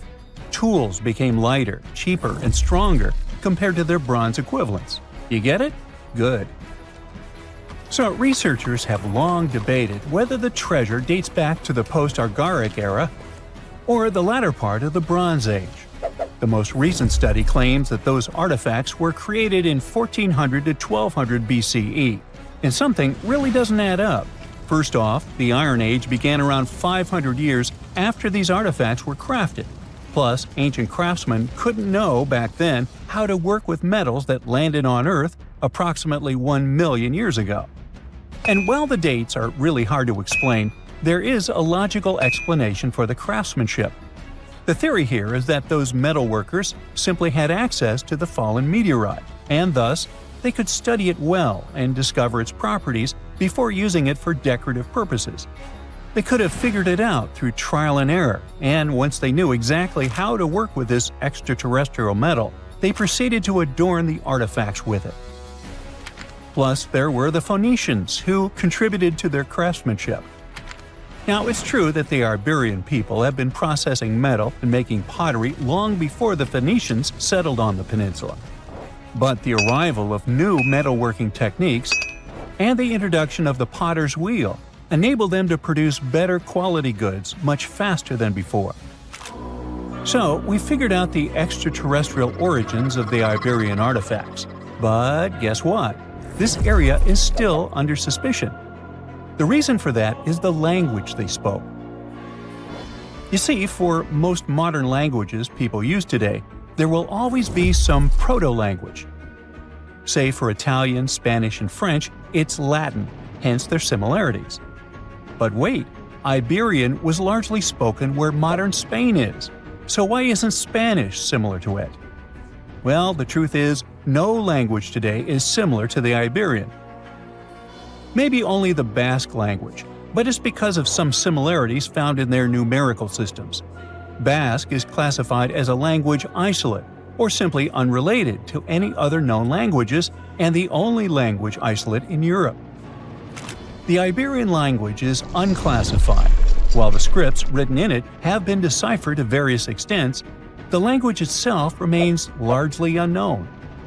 And look at the alphabet the Iberians had.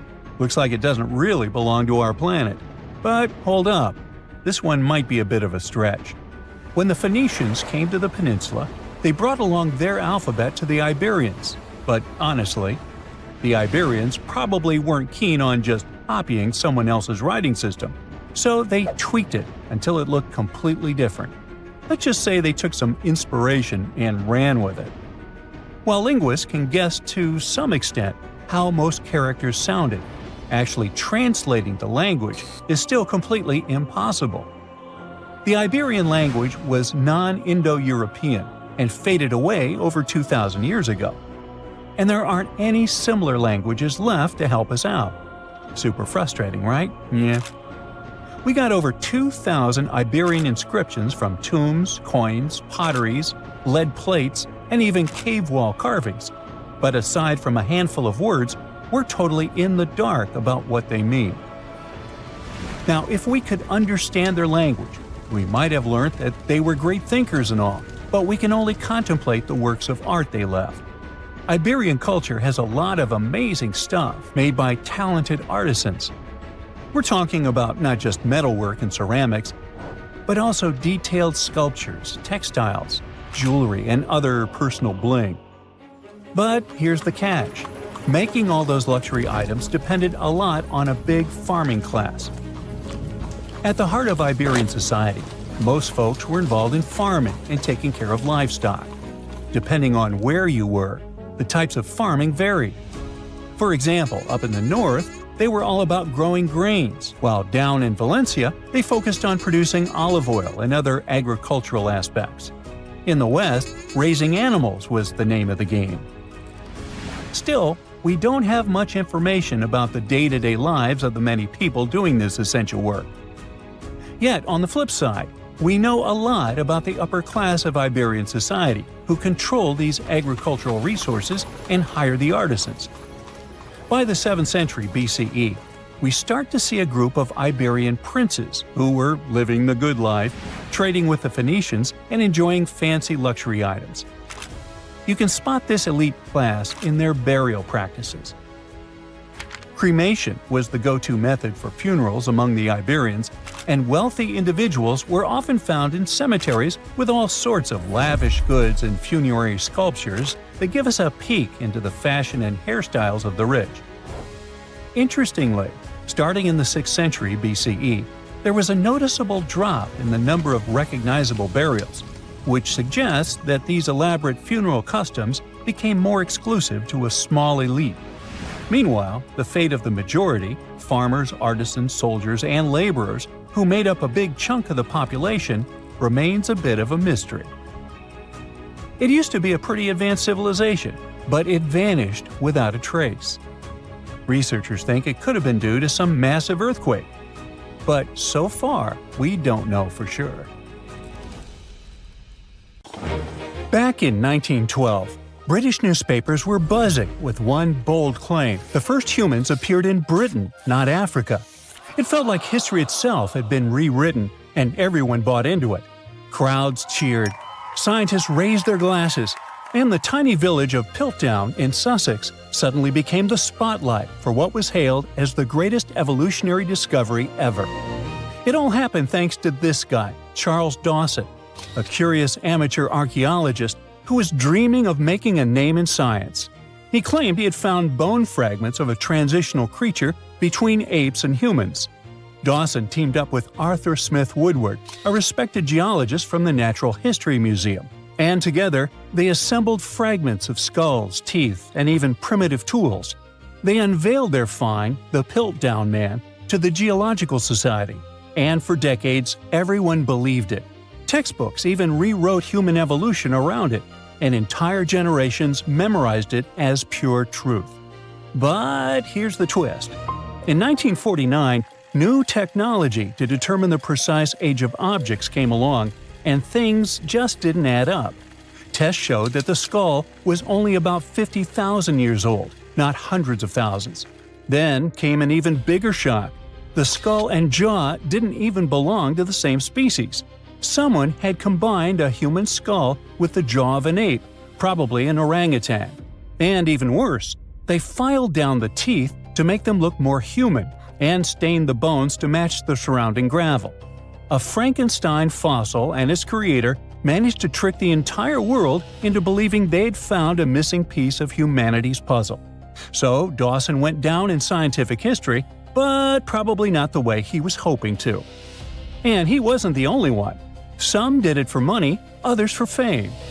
In the late 19th century Paris, museums were collecting ancient treasures like they were trading cards. When a stunning gold tiara, supposedly belonging to an ancient Scythian king, Ctesiphon, appeared on the market, the Louvre had to have it. It was breathtaking, detailed, majestic, fit for a ruler. The museum proudly paid a fortune and displayed it as a masterpiece of ancient craftsmanship. Then came the heartbreak. A few years later, an entrepreneurial goldsmith from Odessa read about the Louvre's glorious find and burst out laughing. He recognized the tiara because he made it with his own hands. It was a modern piece, a commission he created for local dealers, except they never told him they planned to pass it off as an ancient treasure. The Louvre was humiliated. Once again, the whole world believed in a beautiful lie, and the goldsmith who had just made the museum look ridiculous ended up famous in the world of art. The tiara still holds the Guinness World Record for the greatest goldsmith fraud of all time. Another story of a well-planned scientific hoax takes us to a quiet town of Cardiff, New York, a couple of decades before the Louvre incident. In 1869, workers digging a well struck something hard and enormous. They uncovered what looked like a petrified 10-foot-tall man lying in the earth. Crowds poured in from miles around to see it. Preachers called it proof of the biblical giants mentioned in Genesis. Scientists debated whether it was fossilized or divine. Within days, the Cardiff giant became a sensation. People paid good money to see it, 50 cents a ticket, which was a lot back then. Later, it turned out that a man named George Hull carved the mysterious giant from gypsum after an argument with a Methodist reverend. Hull just wanted to prove how easily you can fool people, especially religious believers, unlike himself. So he buried the fake giant, and it worked too well. Even after experts exposed the hoax, visitors didn't care. They kept coming because they wanted to believe. Over time, the giant changed ownership several times. You can now see it at the Fenimore Farm and Country Village Museum in Cooperstown, New York. Well, speaking of museums, you might have seen crystal skulls that glow under light, presented as sacred artifacts from Mesoamerican temples. Yes, that skull from an Indiana Jones movie with ancient Aztec powers or even extraterrestrial energy. So, museums displayed such skulls proudly until scientists at the British Museum and the Smithsonian decided to give them a closer look, and what they found shattered the myth. They found that the skulls were made with modern rotary tools and abrasives that ancient carvers didn't have. In other words, someone in the 1800s or 1900s made them using modern machinery and fooled the world. They weren't messages from deities or some advanced creatures from space, just very fancy paperweights that tricked so many people into believing in some ancient superpowers. Well, let's jump several decades closer to the present day, shall we? In the 1960s, Yale University revealed what looked like a discovery that could rewrite world history: a 15th century map showing North America labeled Vinland. It meant Vikings had mapped America long before Columbus. The headlines were sensational. The idea was romantic. Explorers crossing icy seas century before Europe even knew America existed. But something just didn't add up. The parchment was generally medieval, but the ink wasn't. Decades of testing revealed it contained titanium dioxide, a pigment invented in the 20th century. In 2021, Yale confirmed it. The Vinland map was a modern forgery, drawn over old parchment to make it look ancient. It wasn't proof of Viking genius, but rather of human cleverness on one side and the tendency to be easily persuaded on the other. And when we speak of persuasion, you don't have to try too hard when a really trustworthy source like National Geographic shares something, right? Well, in 1999, it presented what it thought was the ultimate discovery: a fossil that bridged the gap between dinosaurs and birds. It was called Archaeoraptor, and it was going to change everything we knew about evolution. The fossil came from China, and on first glance, it was perfect. A dinosaur tail, bird-like wings, and bones that seemed to tell the story of flight's evolution. But soon, paleontologists started whispering. The bones didn't quite line up. CT scans revealed the ugly truth. It was literally glued together from parts of different species. A dinosaur tail from one fossil, a bird body from another. Someone had Frankensteined the fossils to make a more valuable specimen. The embarrassment hit hard, especially for National Geographic, which had built an entire story around a fake the world liked to believe. Now, if you think scientific hoaxes are all in the past because of all the 20th century high-tech, here's a surprise for you. In 2020, the Museum of the Bible in Washington, D.C. made a stunning confession. All 16 fragments of its prized Dead Sea Scroll collection were modern forgeries. They'd spent millions acquiring what they thought were sacred 2,000-year-old texts, only to learn they were made of ancient leather painted with modern ink. The forgery was so advanced that even experts were fooled at first. But after detailed forensic tests, it became clear the holy relics were anything but holy. It wasn't just about money, it was about faith. Thousands of visitors had stood in front of those glass cases, feeling awe, reverence, and connection, only to learn it was a show built on lies. And finally, it's time for one of the eeriest hoaxes of all. In 2000, a mummy surfaced in Pakistan, claiming to be a 26-year-old Persian princess, the daughter of Xerxes.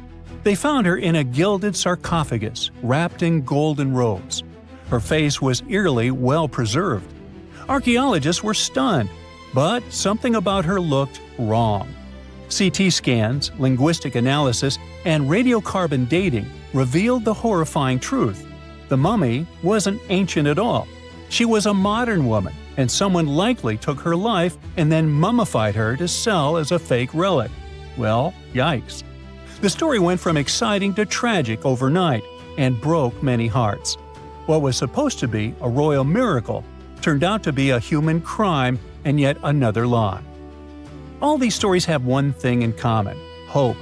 People want to believe. They want to touch the past, to find proof that connects them to something bigger.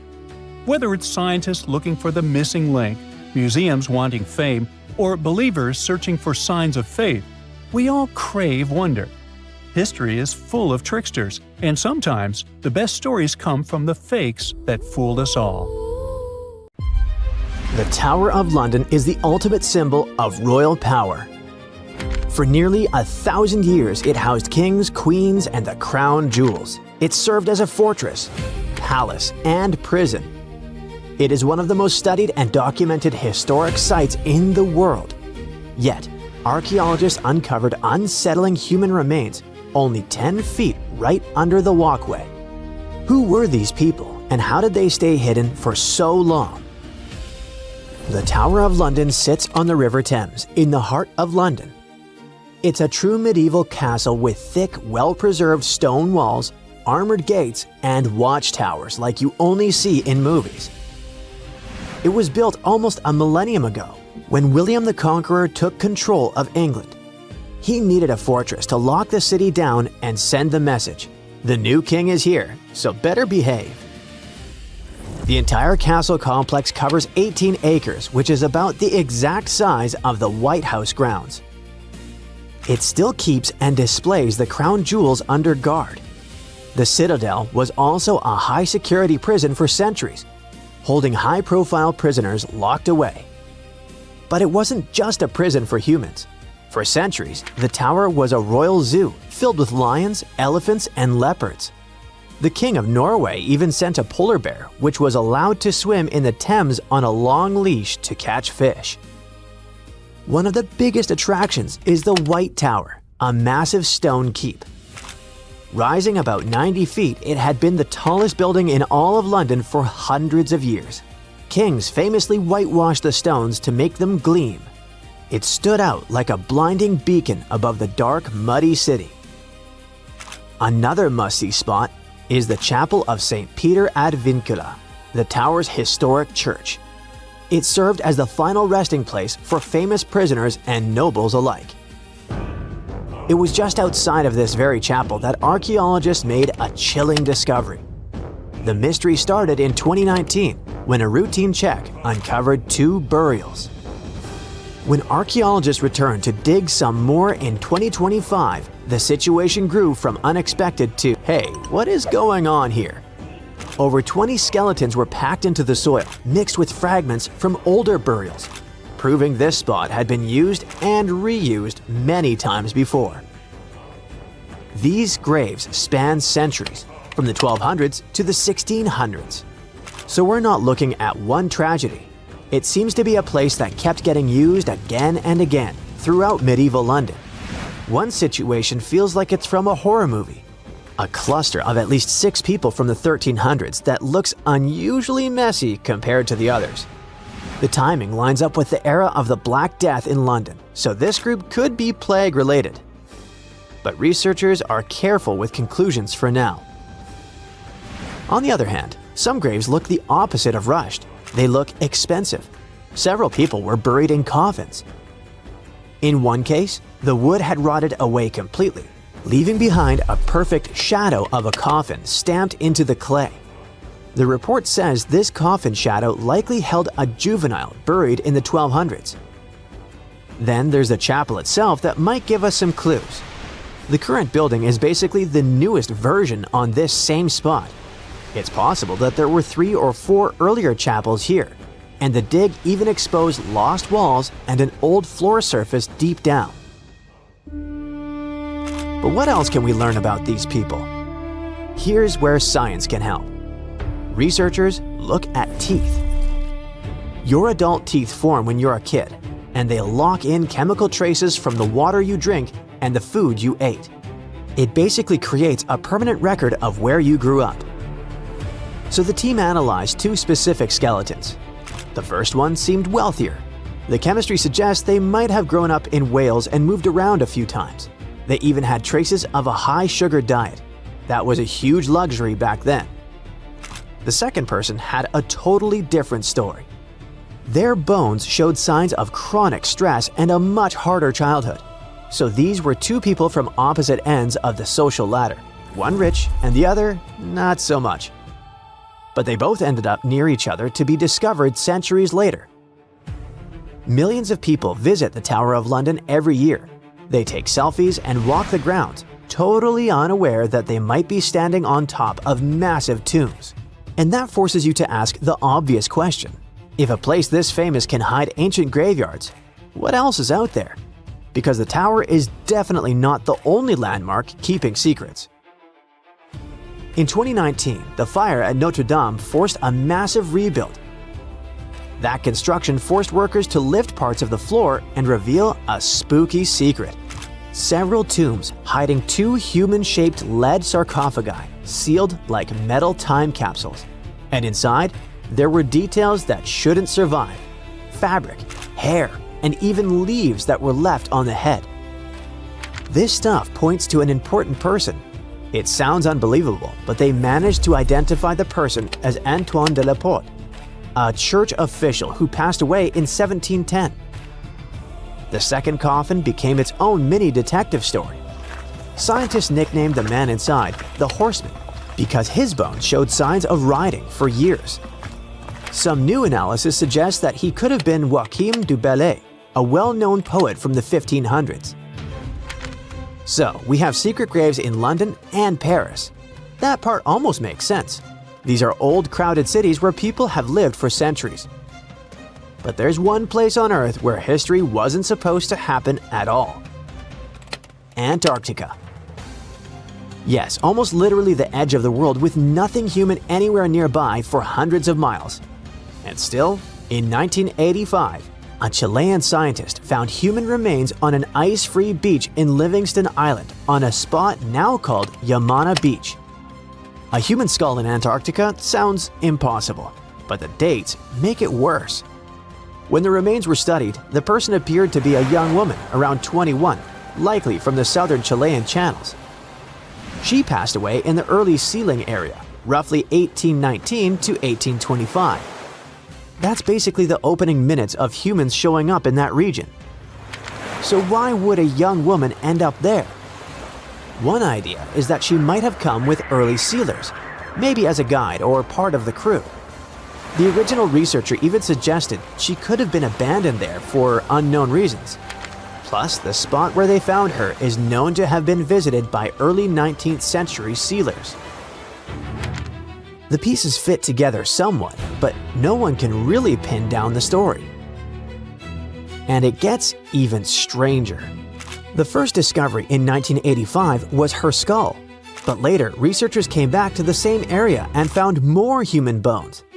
In 1988 and again in 1993, they recovered 2 femurs, basically thigh bones, near the original site. The big question is obvious. Were those bones from the same person, or did more than one person pass away here? The plan was to use DNA testing to check if the femurs matched the skull. If these 3 sites prove anything, it's that new discoveries could be anywhere. But the really exciting part is daydreaming about where we could go next. We are entering a phase where technology could make history feel like time travel. think about what we can do with the gathered data. We can already pull DNA from a tooth to find out what someone ate or where they grew up. Maybe one day we could take that biological code and use AI to completely recreate a person. Imagine a digital human that looks just like them, with the right eye color, skin texture, and even scars. Then we combine that with the environment. Laser scanning allows us to map every inch of those buried foundations. If you feed that into a physics engine, you can rebuild the walls that fell down 500 years ago. That means in our lifetime, you might not just visit the Tower of London to see it as it is right now. You could strap on a headset and step inside the chapel as it looked in 1348, being face to face with history, just without the bad smells or the risk of catching the plague.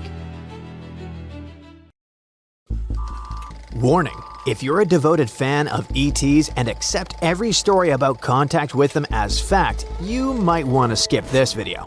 What you're about to hear is the hard truth, and yes, it may be disappointing.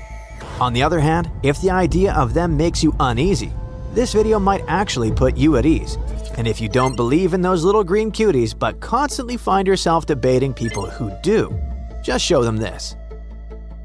First, you need to know that there's no solid evidence that intelligent extraterrestrial life exists.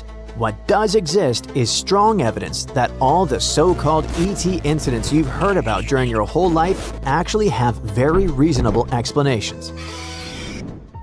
One of the most famous examples is the Roswell incident. On July 8, 1947, a strange object crashed on a ranch in the state of New Mexico. It was described as a flying disc. First, a local newspaper reported the story.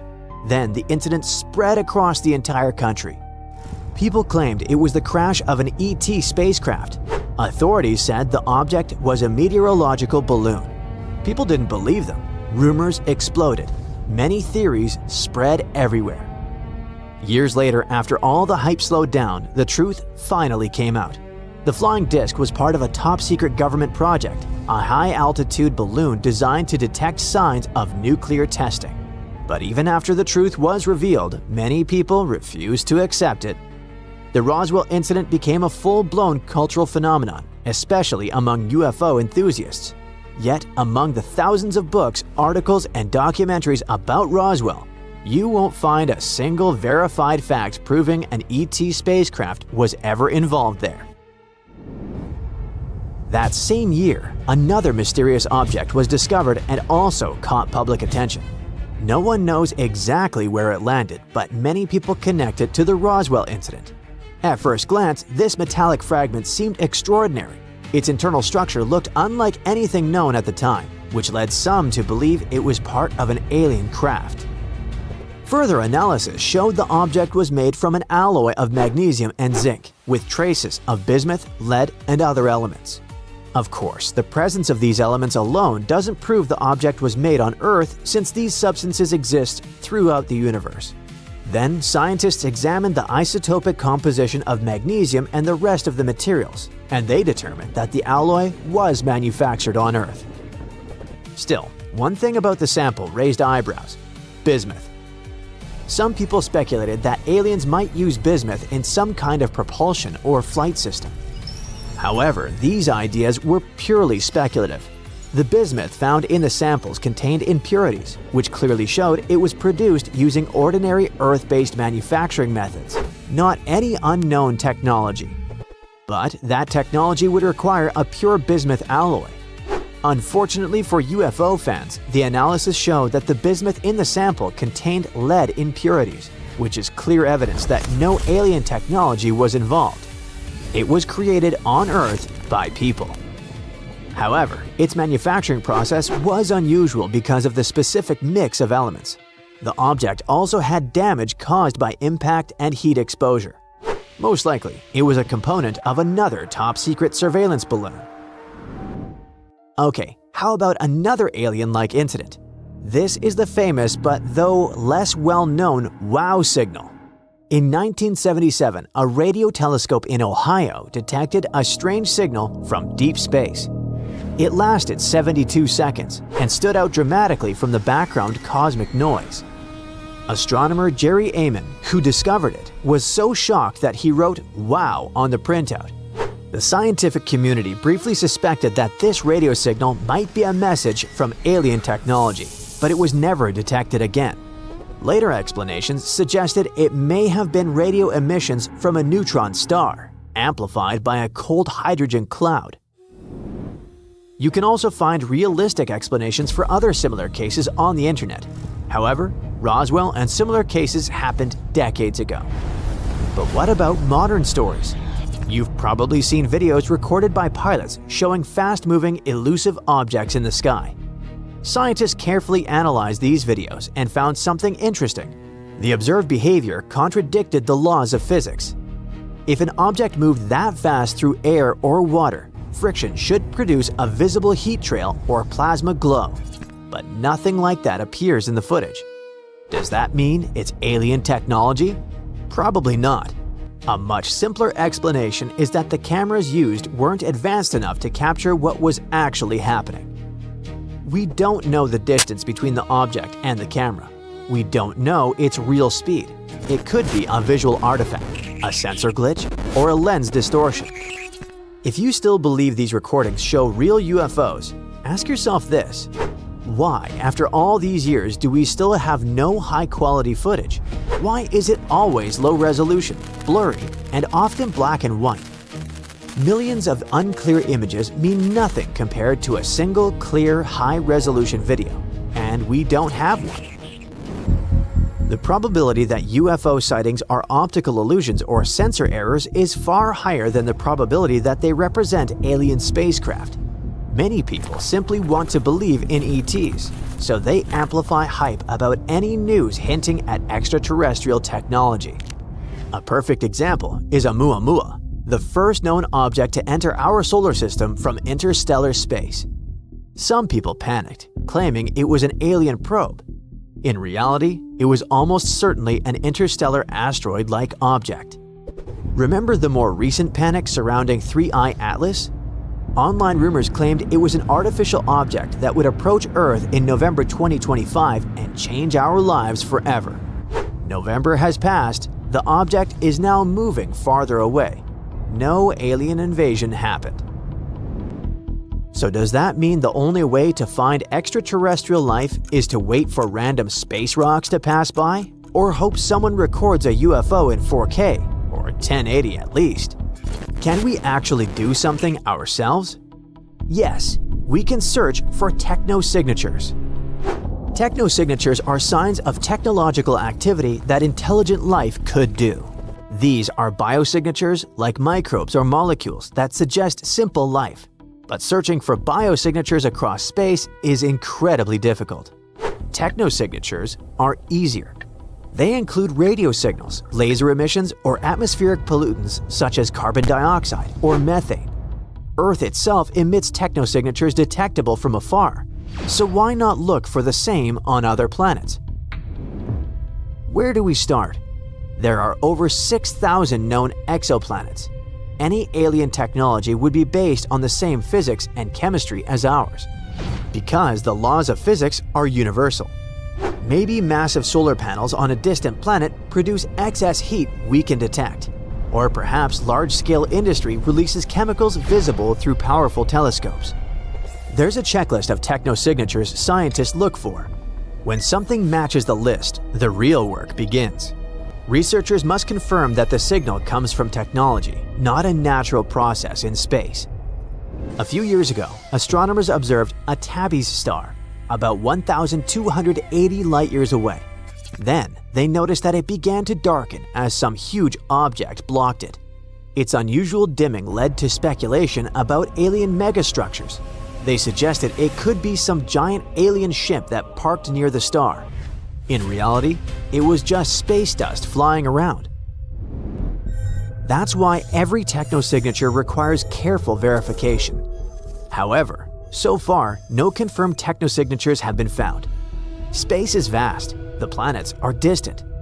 Maybe we simply can't see each other yet.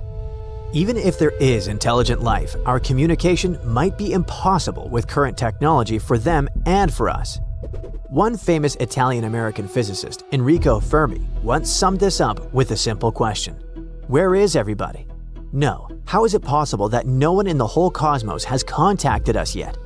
Perhaps the most uncomfortable answer is the simplest one. Maybe we really are alone. Of course, there's a possibility that the aliens just don't want to get in touch with us, or they're still developing their technologies for interstellar connection. But let's be realistic. Aliens don't exist. Probably. For centuries, the whole world was wondering how the giants of Easter Island moved around. Maybe powerful chiefs ordered big groups of workers to haul them. Or the elite controlled special statue-making quarries.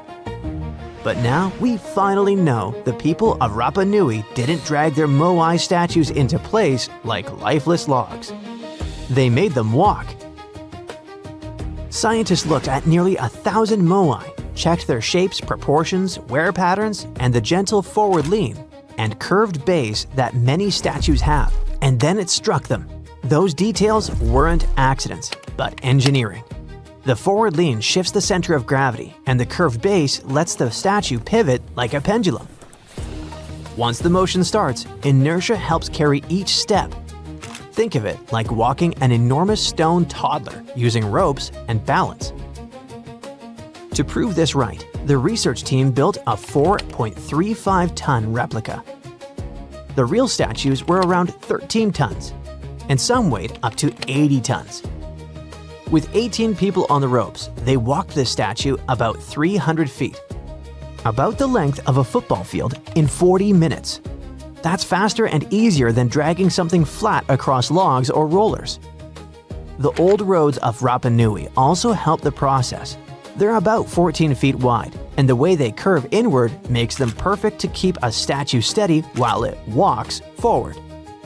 Every time the islanders moved a moai, they weren't just walking it, but they were literally shaping the road as part of the job.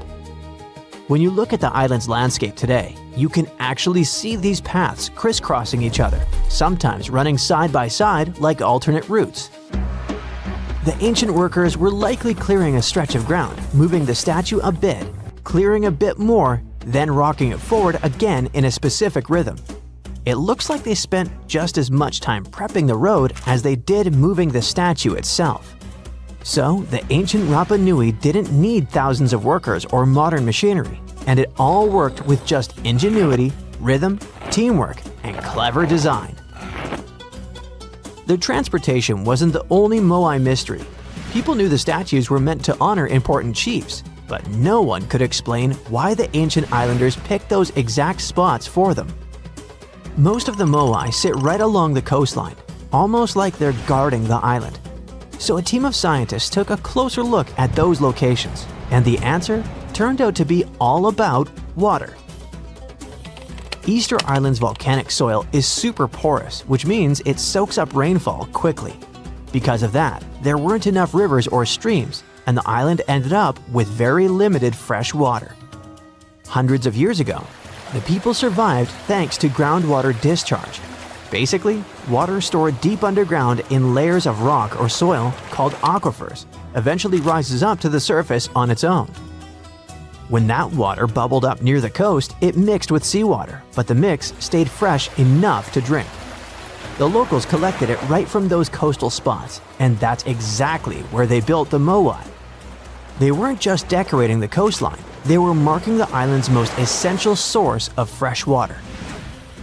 Now, most of the Moai bodies were made from volcanic tuff, a soft, easily carved stone, and most of the statues were carved in one quarry inside an ancient volcano. In October 2023, a wildfire tore through the quarry, and everyone who cares about Rapa Nui got really concerned about whether the site would survive future disasters.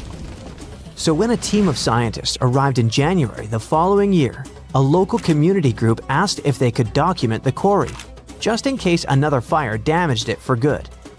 The geographers jumped at the chance and launched about 30 drone flights over the quarry. Flight after flight, they collected an incredible 22,000 photos.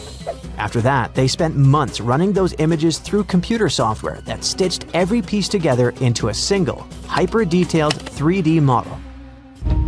Now anyone in the world can explore Ranu Raraku, one of Easter Island's most important quarries, without even setting foot on the island.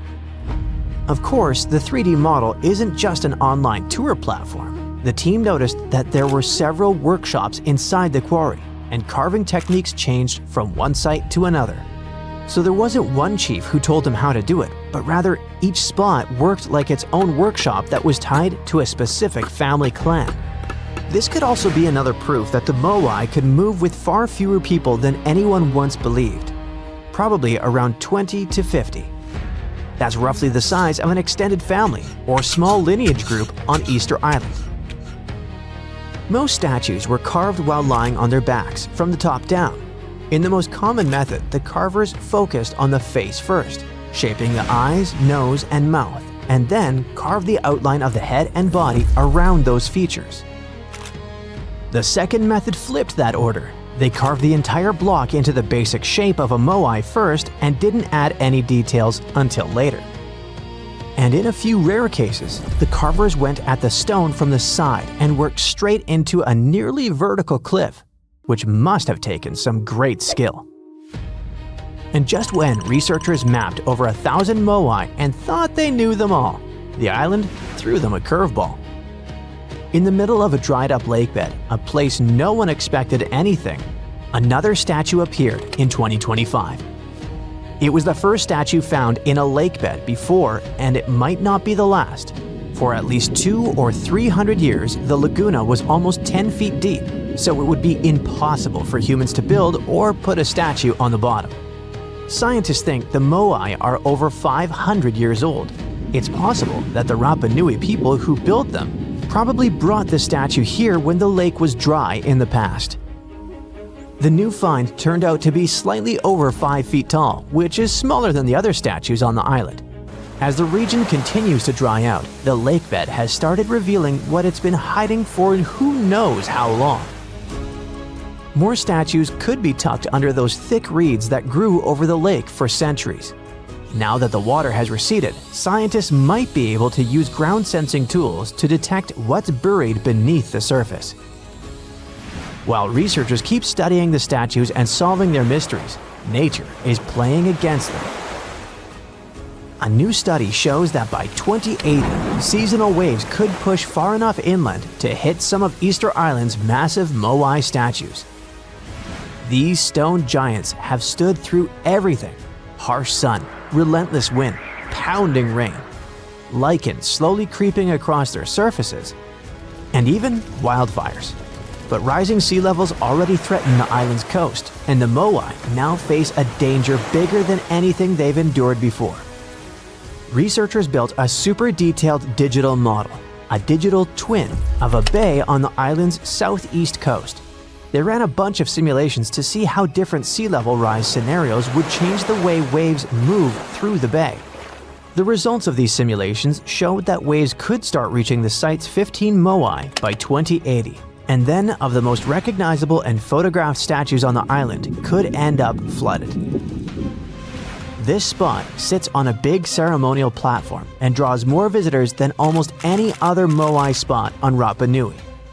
And the danger doesn't stop there. Dozens of other important cultural features nearby are also in danger. Ancient dwellings, petroglyphs carved into stone, burial sites, old rock gardens. Basically, the entire physical memory of Rapa Nui's cultural history. If the island doesn't manage these risks, it could even lose its UNESCO World Heritage status. Now that researchers understand the threat more clearly, they want to use this knowledge to help protect the island. Scientists hope to collaborate closely with local communities to safeguard Rapa Nui's cultural heritage for future generations. 40,000 years ago, someone scratched a few tiny lines and dots onto a piece of bone, and that little mark might be the oldest hard drive humanity ever created. Scientists now believe those Ice Age people weren't just doodling, but recording real information, structured, organized, repeatable data. And this discovery completely shifts the timeline of human intelligence. For decades, archaeologists kept finding strange symbols carved into Stone Age tools and sculptures. Those were simple shapes like crosses, dots, short lines, and tiny notches cut into bone or ivory. Explorers kept finding them in caves across Europe, including Germany, France, and Spain. They showed up on carved animal figurines, tools, and ornaments. Archaeologists dated them to be about 34,000 to 45,000 years old. That means people created these symbols during the Ice Age, when glaciers covered huge chunks of the planet, and mammoths still wandered the plains. For a long time, researchers believed these signs meant nothing in particular, maybe decorations, maybe tribal art. But a new computational study led by a linguist and an archaeologist showed it was more about data than decoration. The team analyzed more than 3,000 individual symbols carved into around 260 artifacts. They studied every mark and fed them into statistical models, the same type of mathematics researchers use to study language patterns or train artificial intelligence. The goal wasn't to translate the signs yet. Nobody knows exactly what they mean. Instead, the scientists looked at something called information density, which means how much meaningful data you can store in a sequence of symbols. When the researchers ran the numbers, they saw that the symbol sequences had almost the same information density as Proto-Cuneiform. That's the earliest writing system known from ancient Mesopotamia around 3000 BCE. It was roughly 40,000 years later. So, some signs in these Ice Age carvings repeat again and again in predictable ways: cross, cross, cross, line, line, dot. That repetition resembles early data encoding, where patterns repeat because they store structured information. The researchers also analyzed the entropy of the coded messages. Entropy measures how unpredictable a sequence is. High entropy means lots of possible combinations, like a complex password. Low entropy means predictable repetition, and it looks like the Ice Age symbol systems have entropy levels very close to early Proto-Cuneiform tablets. That means the amount of information those carvings could store roughly matches the earliest writing records from the first cities. It proves that humans didn't just suddenly invent writing out of nowhere 5,000 years ago. Instead, humans spent tens of thousands of years experimenting with symbolic encoding systems and gradually increased their complexity until true writing was finally invented. One of the most interesting examples of such a coded message comes from a cave in southwestern Germany. Archaeologists discovered a tiny mammoth figurine carved from mammoth tusk ivory, small enough to fit in your palm. There's a neat row of engraved crosses and dots running along its surface. Another object called the adorant is a thin ivory plate. Found in a different German cave, has a strange mythical creature that looks part human, part lion on it. The figure stretches upward like it's worshipping something, and across its body, someone carved rows of tiny dots and notches with careful spacing. Then there's the famous lion-human sculpture. If you look at the arm closely, you can see evenly spaced cuts along the limb. These marks seem intentional, deliberate, almost rhythmic. They look less like decoration and more like entries in a ledger. It makes those artifacts something like USB drives made of ivory. And because these ancient USB drives appear in different regions of Germany and in other parts of Europe, it could mean that Ice Age humans may have shared such symbolic messages across huge distances. Those hunter-gatherers living thousands of miles apart probably recognized the same patterns scratched into bone tools. Of course, scientists still don't know the exact meaning of these symbols. They could represent seasonal calendars, migration cycles, clan markers, or some concepts tied to rituals. So the most important discovery for now isn't the translation, but the structure of the signs that behave like a system. This coding system isn't the only proof that ancient minds invented complex systems long before modern technology arrived. There's a thick oval slab of limestone in a museum in the Netherlands. Archaeologists dug it up in the late 1800s and assumed it was some kind of Roman game board. The problem was that nobody could figure out the rules. The carved lines didn't match any known ancient game. Only in 2026, researchers finally solved the mystery with help from artificial intelligence. If you look at the stone closely, you can see that certain grooves on it are slightly deeper than others. It means that people slid pieces across those lines repeatedly, and the stone wore down over time. conservation experts created extremely detailed 3D scans of the limestone surface to analyze those wear patterns.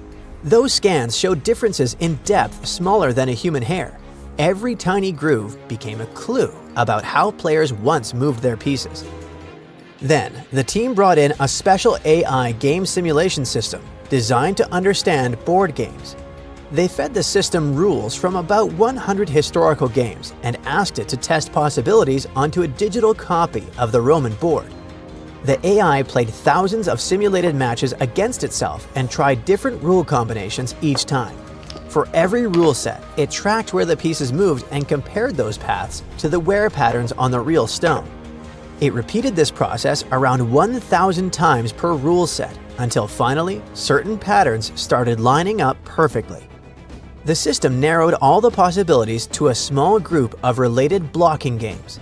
In this type of strategy game, two players move pieces along fixed paths, trying to trap the opponent's pieces in corners or dead ends. If you've ever played tic-tac-toe or checkers, you already understand the basic idea. To control space, predict the opponent's next move, and close the trap. The simulations showed that the Romans most likely played this game with small tokens made of glass, bone, or pottery sliding along those carved grooves. And that discovery matters more than you might think. Historians used to believe blocking games appeared in early medieval Europe, centuries after the Roman Empire collapsed. But this limestone board showed them that such games existed nearly 1,000 years earlier. So, Roman players had strategy games that helped them develop forward planning, recognizing patterns, and thinking of different combinations and possibilities. Now let's travel even further back in time, long before Roman cities and writing of any kind. Our destination, Olduvai Gorge in northern Tanzania, one of the oldest important archaeological sites on Earth. In 2025, researchers studying the area found something unexpected in ancient sediments. It was a set of tools made from the limb bones of elephants and hippos. And these tools date back about 1.5 million years. Scientists found 27 bone tools, some nearly 15 inches long, shaped into sharp blades. Early humans most likely used them on animal carcasses or to process tough materials. At first glance, they seem simple, but it actually looks like the toolmakers shaped these bones using knapping, the same process used to chip stone tools. Knapping means striking a material carefully so that small flakes break away, gradually forming a sharp edge. Bone behaves very differently from stone. It contains collagen, which makes it slightly flexible and elastic. Hit the bone too hard and it shatters unpredictably. Hit it too softly and nothing happens. That means whoever made these tools understood how the material worked. They adapted their technique to shape bone without destroying it.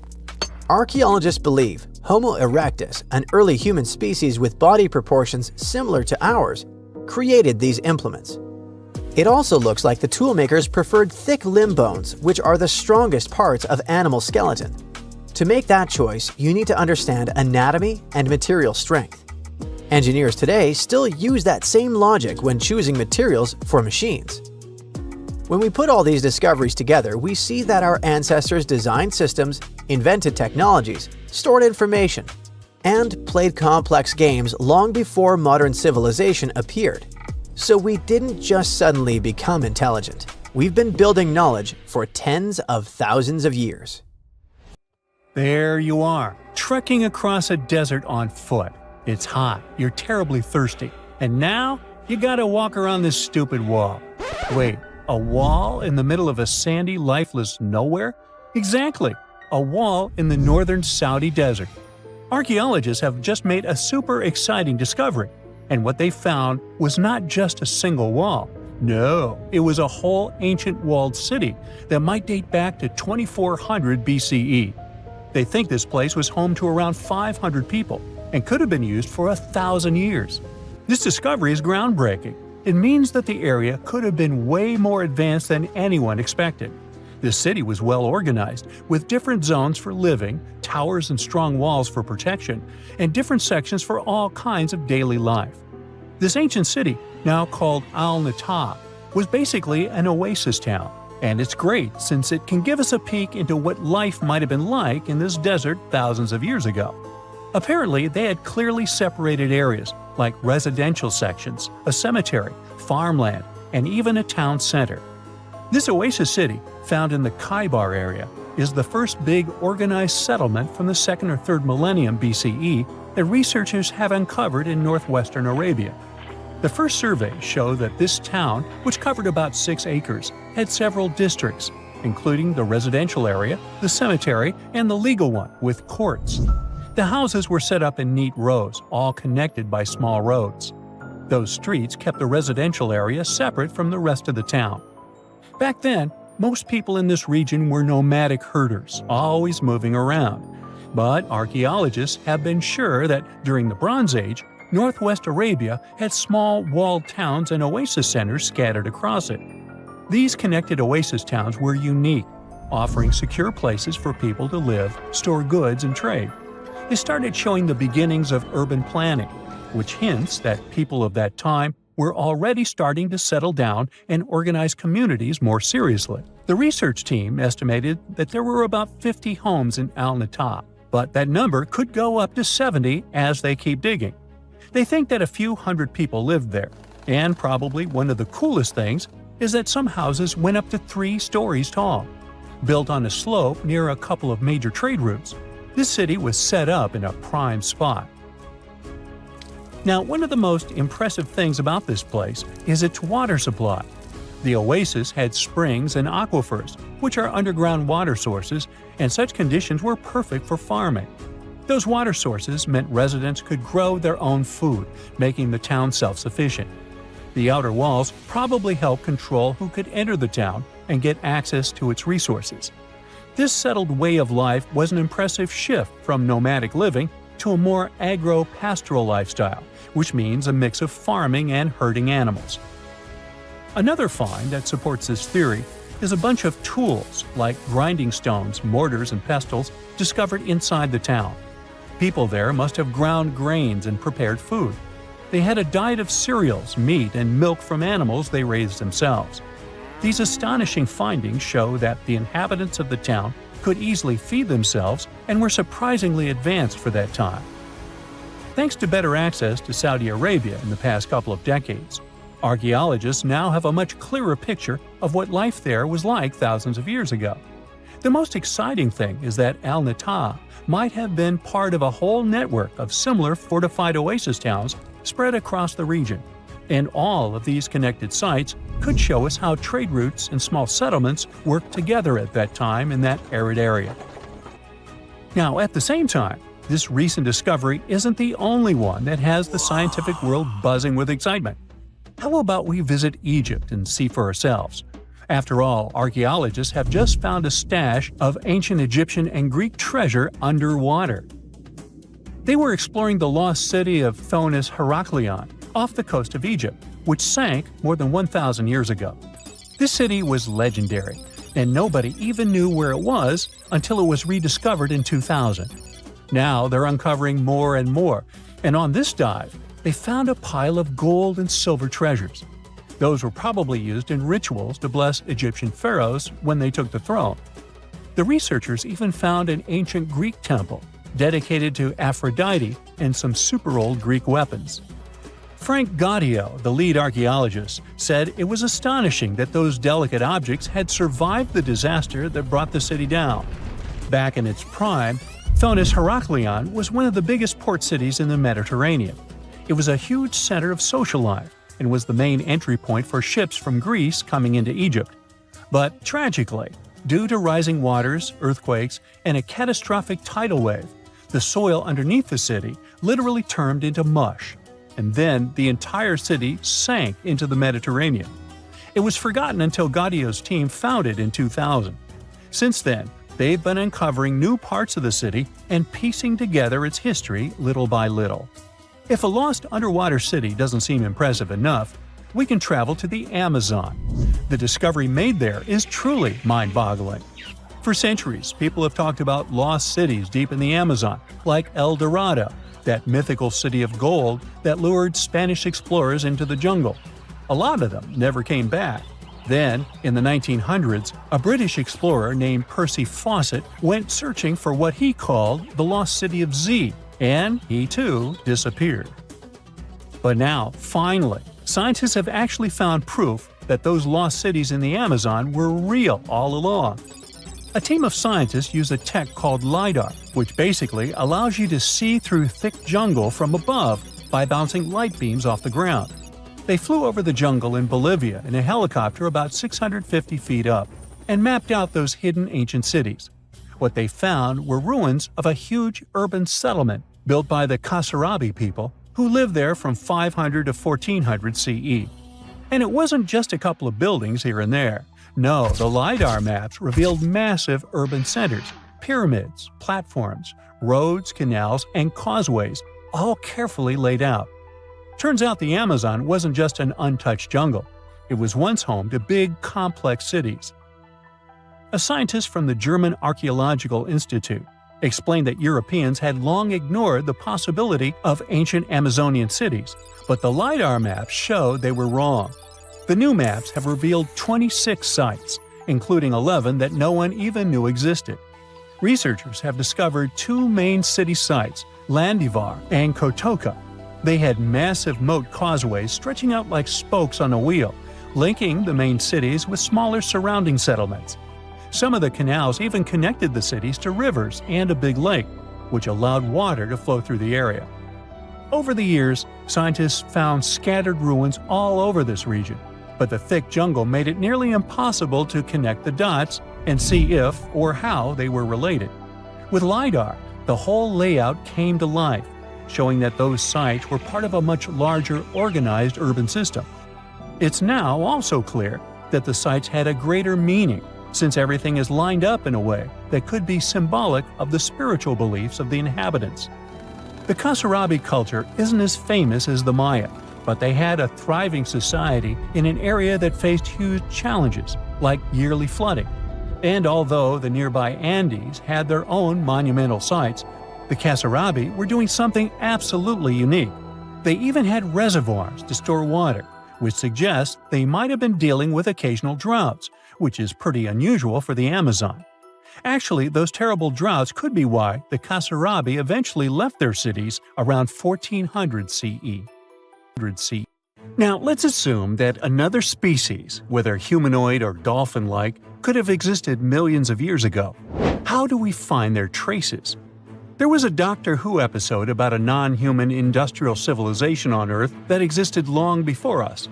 These reptiles, called Silurians, were forced deep underground by a catastrophic rise of temperatures on Earth, and there they thrived for centuries. That inspired scientists to create the so-called Silurian hypothesis. If there was an advanced civilization before us, we should find their traces somewhere. Well, let's try.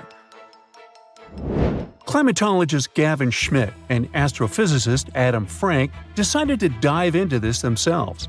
Like us, any technologically advanced civilization would be hungry for energy, so they looked for global effects that would leave a widespread mark. For example, hints of large-scale industrial processes, like plants and factories, and their leftovers.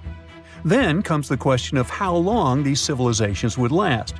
If they existed for a long time, we should look for long-lasting signs, like residues from burning fossil fuels, mass extinctions, synthetic chemicals not found in nature, and even traces of nuclear fission. Basically, we should search for the same kinds of things that humans are currently leaving behind as evidence of our activities. Unfortunately, this evidence isn't that easy to find. Let's imagine an unsettling scenario if humanity suddenly disappeared. Even though it seems like we've left a lot of changes on our planet, the future civilization millions of years from now would struggle to find any remnants of our existence. Why? Well, our planet has existed for 4.5 billion years. Complex life on Earth has existed for more than 400 million years. Compared to that, our industrial period only lasted around 300 years, and we haven't left any significant traces. Our record of Earth's history is full of gaps, especially the further back you look. The fossil record captures only some things, being very selective and incomplete. On average, one fossil emerges every 10,000 years, and dinosaur footprints are even rarer. Mountains rise, oceans change, and plate tectonics can easily wipe out evidence of entire civilizations. After a couple of million years, chances are any physical signs of a civilization would disappear. In order to find at least something, we have to look for things like odd sediment patterns or unusual isotopic ratios. Also, fossils mostly form in water, leaving us in the dark about creatures on land or in the jungles. So even if there was a technologically advanced society millions of years in the past, and even if they were far more advanced than us, we might struggle to find any clues of its existence. Frank and Schmidt try to understand how we could ever hope to spot signs of them. Discovering actual cities would be the ultimate proof of a Silurian-style civilization on Earth. But Adam Frank isn't too optimistic. Even now, our cities cover less than 3% of the surface, making it easy to miss ancient city ruins. Whether a city survives over tens of millions of years depends on whether the land around it is sinking, getting locked into a rock, or rising, getting worn away by rain and wind. So places like the French Quarter in New Orleans might have a better shot of making it into the geologic record than, say, Haight-Ashbury in San Francisco. When it comes to finding artifacts, the odds are pretty slim as well. No prehistoric iPhone would survive millions of years, fancy glass or not.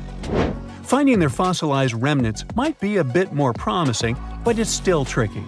Considering modern humans have only been around for about 100,000 years, it's quite possible that we might overlook any traces of an earlier advanced species. There is one thing, though. We could stumble upon their traces in rocks. Our current chaotic era might leave a distinct mark on the Earth's geological history, especially since we're basically experiencing PTM 2.0. I'll get to that in a moment. So they try to look at the changes in the carbon cycle. Humans have been releasing a lot of fossil carbon since the 18th century. This leaves a special mark in the carbon isotope ratio, like a signature that shows the difference between carbon in living things, such as seashells, and carbon in lifeless volcanic rock. Scientists also look for signs in the way sediments are arranged. Large coastal deltas might mean that there were bigger rivers made by folks in this hypothetical civilization. Traces of nitrogen could suggest big-scale farming, where they used a lot of fertilizer. Spikes in metal levels in the sediment could mean runoff from heavy industries. Of course, a single find like that wouldn't tell us anything. Schmidt says the key is to look for multiple signs together. Without clear artifacts, the uniqueness of an event might show in various clues rather than a set of changes linked to a single cause. On a quest for Silurian-style clues, scientists even decided to check the Moon. Some astronomers find it surprising that no one has looked into this before. They even joked about the possibility of dinosaurs building rockets and leaving traces on the Moon or other celestial bodies. These astronomers think that Earth-like planets tend to erase signs of civilizations on their surfaces. So they're exploring the wild notion that these beings might have been space travelers.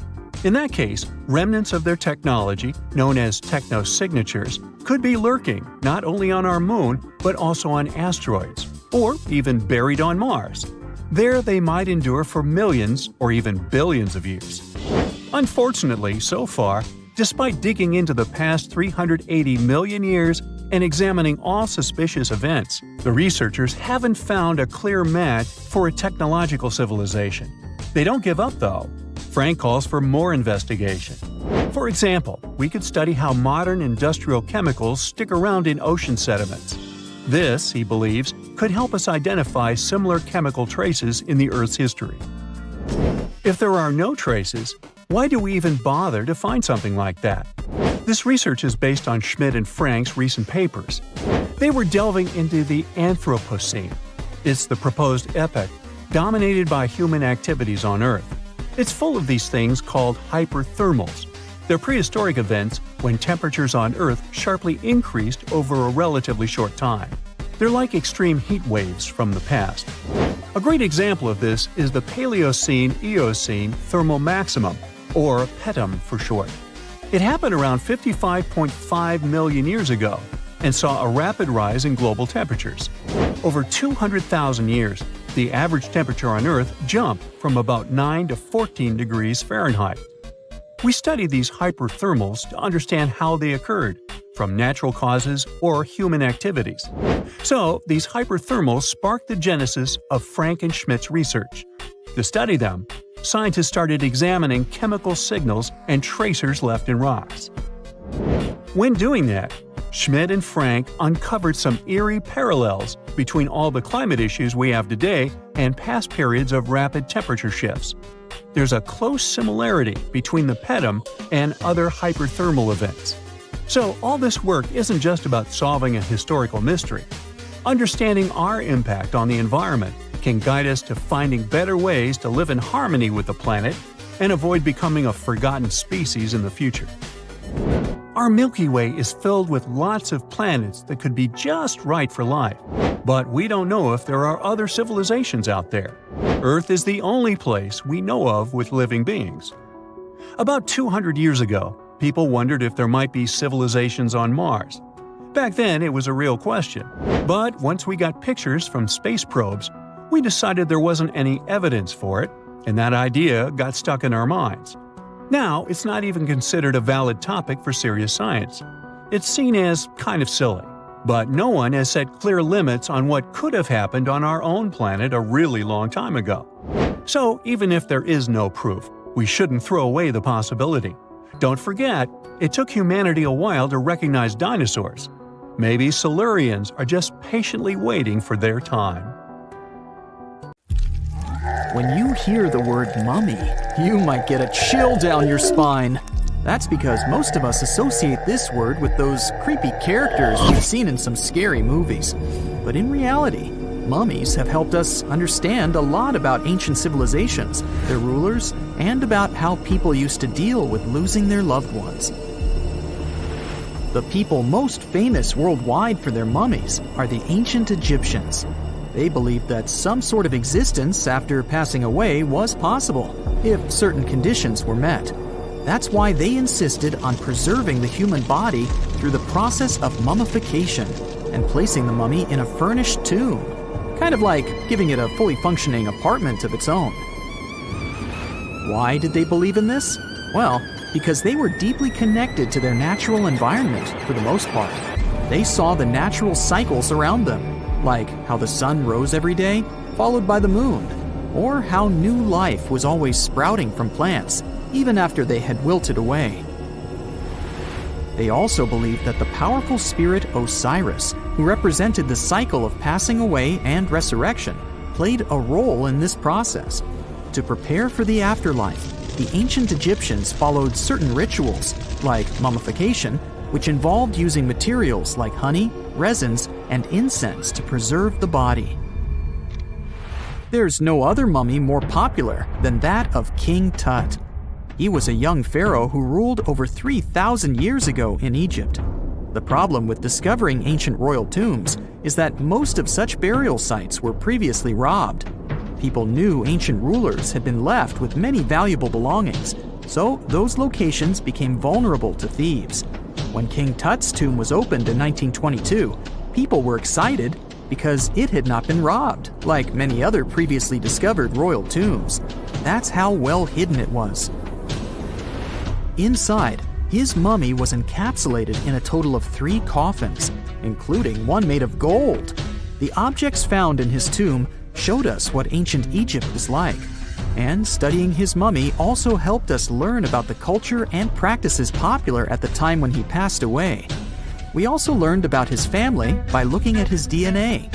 Scientists were able to discover that he had had a disease called malaria and a problem with his foot that might have made it hard for him to walk. Ramses II was another pharaoh in Egypt who ruled for 68 years, which was quite a lot back in the day.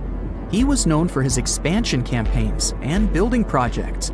Many objects from his time as a ruler still exist today, including a large statue of him. Ramses II was about 6 feet tall and lived to be about 90 years old. After looking at his mummy, scientists concluded that he may have had a medical condition that affected his spine. Now, remember those thieves I mentioned before? They are probably the reason why Ramses II ended up in a plain coffin in a secret collection of royal mummies at Deir al-Bahari, which was rediscovered in 1881. Thankfully, archaeologists were able to identify him because his journeys had been recorded on his wrappings. The process was really tedious too. In fact, in ancient Egypt, the mummification process could take a staggering 70 days to complete. A special person would say a very specific speech while delicately handling the body and drying it out using a type of salt called natron. They also used linen and resin to make the body look more lifelike and to wrap it in cloth. The tomb was equally as important for ancient Egyptians. The walls of King Tut's tomb, for example, were adorned with intricate artwork that depicted his journey to the afterlife, from his burial procession to his passage through the underworld. The ancient Egyptians believed that everyone made this journey after passing away, and they filled their tombs with items and paintings to help the person in their spiritual travels. Additionally, the walls of the tomb were decorated with spells from a special book, which contained a collection of poems that the Egyptians believed would help people reach the afterlife. And speaking of how important this journey was, people also placed food in these ancient tombs. In King Tut's tomb, archaeologists discovered 36 jars of vintage beverages and 8 baskets of fruit, which were believed to be left there to help him in his journey to the afterlife. The Egyptians believed that traveling to the afterlife took a really long time, so they left a lot of supplies, such as food and water, to sustain their loved ones. Pharaohs also generally had numerous luxurious garments and beautiful jewelry in their tombs to ensure that they would have a fashionable journey. These items included various types of linen clothing, such as tunics, scarves, gloves, and headdresses, as well as a lot of gold jewelry with precious stones, like bracelets, buckles, pendants, necklaces, rings, and even precious depictions of insects for protection. Some were also deposited with fans made from ivory and ostrich feathers to keep them cool in the afterlife. Some ancient rulers were even placed in their forever apartments along with boats. For example, Pharaoh Khufu built the Great Pyramid at Giza as his tomb, and a large ship was found inside. King Tut, however, was buried with multiple boat paddles, but no actual boat. Instead, he had 3 chariots and numerous walking sticks made of precious materials, perhaps indicating he'd rather travel to the beyond by land, not by water. Amongst the most interesting objects found near ancient mummies are bottles of oils and perfumes. If rulers were supposed to be fashionable, why not smell nice too, right? Also, some of them had some ancient kinds of board games, most of them made out of precious materials like gold or ivory. One of those games was called Senet. It was very popular amongst the ancient Egyptians and very similar to modern-day chess.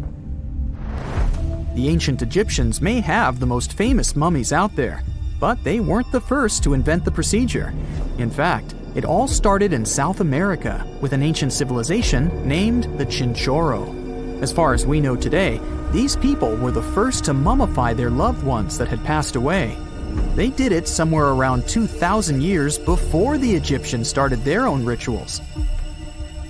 Sure, we can tell a lot about ancient rulers by studying these mummies, but until recently, we had no idea what they really looked like during their lifetime. Not so long ago, though, some very special mummy paintings were found by archaeologists studying ancient Egyptian objects. These mummy portraits are highly detailed paintings of individuals that were made while they were still alive. Such paintings were often painted on wood, as opposed to the classical portraits we all know about, which are painted on canvas. They are known for their realism and beauty, and have even been used by researchers to diagnose diseases by comparing them to the corresponding mummies. Some of these portraits also include depictions of jewelry, which was later found on the mummies. The recent discovery of these mummy portraits in Central Egypt is significant, as it marks the first time in over a century that such paintings have been found. Mummies appeared all around the world naturally, too. Mummification can occur without people intervening because of natural conditions, like extremely cold or hot environments, places with a lack of oxygen, or accidental exposure to chemicals that preserve the body. These conditions don't allow bacteria to grow, resulting in the body remaining more or less intact. Famous Otzi was one of these mummies. We know today he was a man who lived around 5,000 years ago in Europe. But upon his discovery in the Alps in 1991, Austrian authorities initially believed that he was a modern mountaineer because of how well preserved the body was. However, after the Iceman was removed from the glacier, it was determined that he was actually from the Copper Age. Most people know that pyramids were built as grand tombs for the pharaohs, designed to ensure they had a smooth journey to the afterlife. The Great Pyramid of Giza, for instance, was constructed for the pharaoh Khufu. But what most people don't know is that this whole pyramid building trend started right here with the step pyramid of Djoser about 4,700 years ago. This massive structure was built for Pharaoh Djoser, a ruler from Egypt's 3rd dynasty. It rises 7 layers high above the ground and stands about 200 feet tall. We think of it today as a phenomenal architectural project, but for ancient Egyptians, the step pyramid of Djoser turned out to be more like a massive experiment, a trial run, if you will, to perfect their building skills before they moved on to even more ambitious pyramids. Reaching new heights is super exciting, but the real mystery is what is going on below the ground. In this pyramid's underground labyrinth, there is a network of tunnels stretching about 3.5 miles long, and some researchers believe these tunnels might have been part of a sophisticated water system that could completely change what we think about pyramid construction. Let's talk about this massive complex located in Saqqara. Surrounding the pyramid, there's what's known as a dry moat, a continuous trench that is up to 164 feet wide and almost 2 miles long. It forms a sort of rectangular shape around the pyramid. This trench has an average depth of about 65 feet. Now, if you were to add up all the earth and rock they dug out to create this moat, it would be about 10 times the volume of the step pyramid itself. For the longest time, people just assumed this trench was nothing more than a huge quarry, a place where they dug up stone and clay to build the step pyramid. Makes sense, right? But when you take a closer look, it doesn't add up. The trench is too narrow and deep to be practical for mining, and its layout doesn't match anything we know about ancient Egyptian quarrying methods. Plus, some sections of the trench are actually covered with a rocky ceiling, which would have made it nearly impossible to use as a quarry. Another theory suggests that the dry moat had some kind of spiritual significance. Maybe it was a sacred place, where souls of nobles gathered to serve the late king in the afterlife. There are even niches in the walls that work as a hint at this spiritual function. But most researchers believe that this purpose likely developed much later, long after the complex was built for Djoser.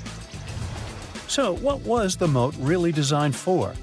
In 2020, a researcher came up with a pretty intriguing idea. It is possible that this trench was actually designed to collect and manage water, especially after heavy rainfalls. Now, that makes sense when you consider the location. The moat sits in an area that could easily have been flooded by runoff water from nearby plains. This could also explain why the trench wasn't used for new graves until much later when the climate became drier and less prone to flooding. The story becomes even more intriguing as this trench appears to be part of a larger, more complex hydraulic system within the Djoser complex. It is like the trench has several compartments, carefully carved out of the rock and connected by tunnels.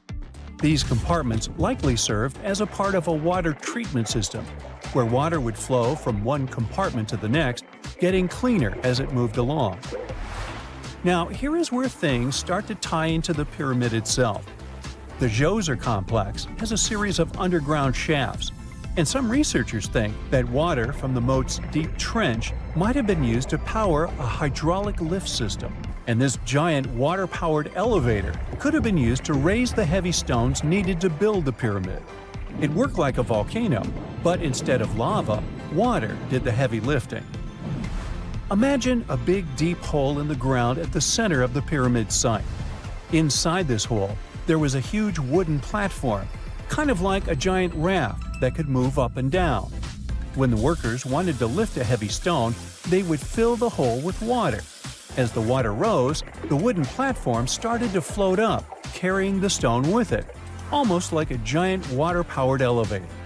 When the stone reached the right height, the workers slid it off the platform and onto the pyramid.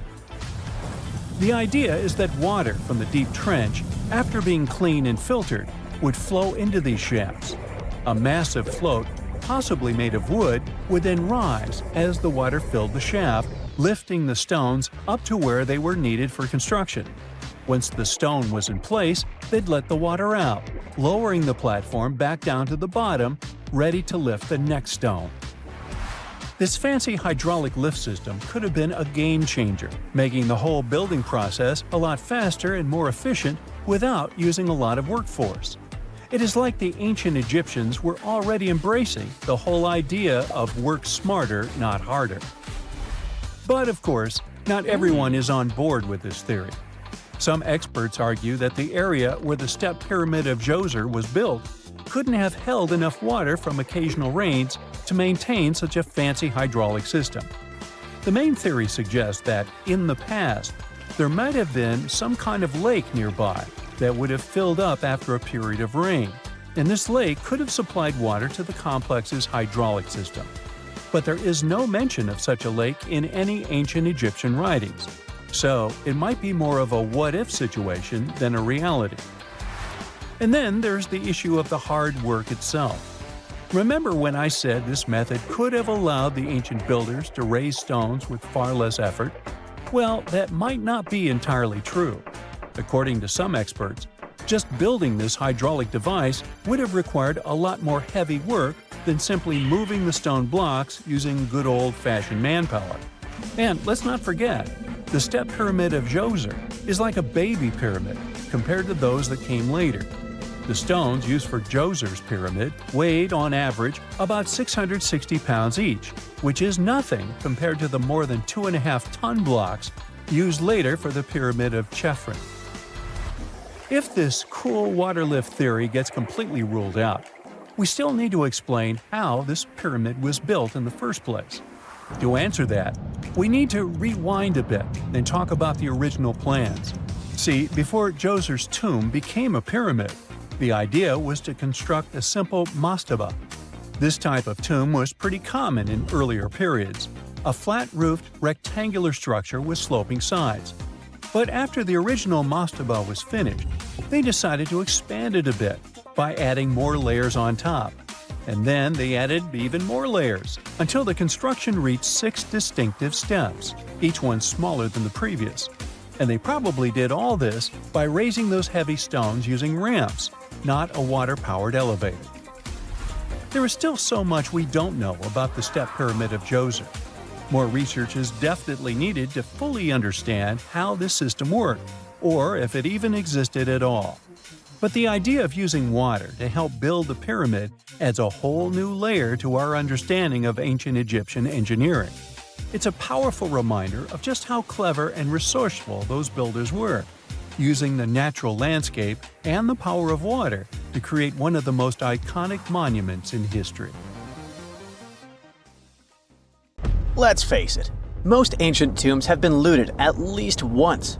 No matter how scary the rumors could have been, most mummies were open to. But one.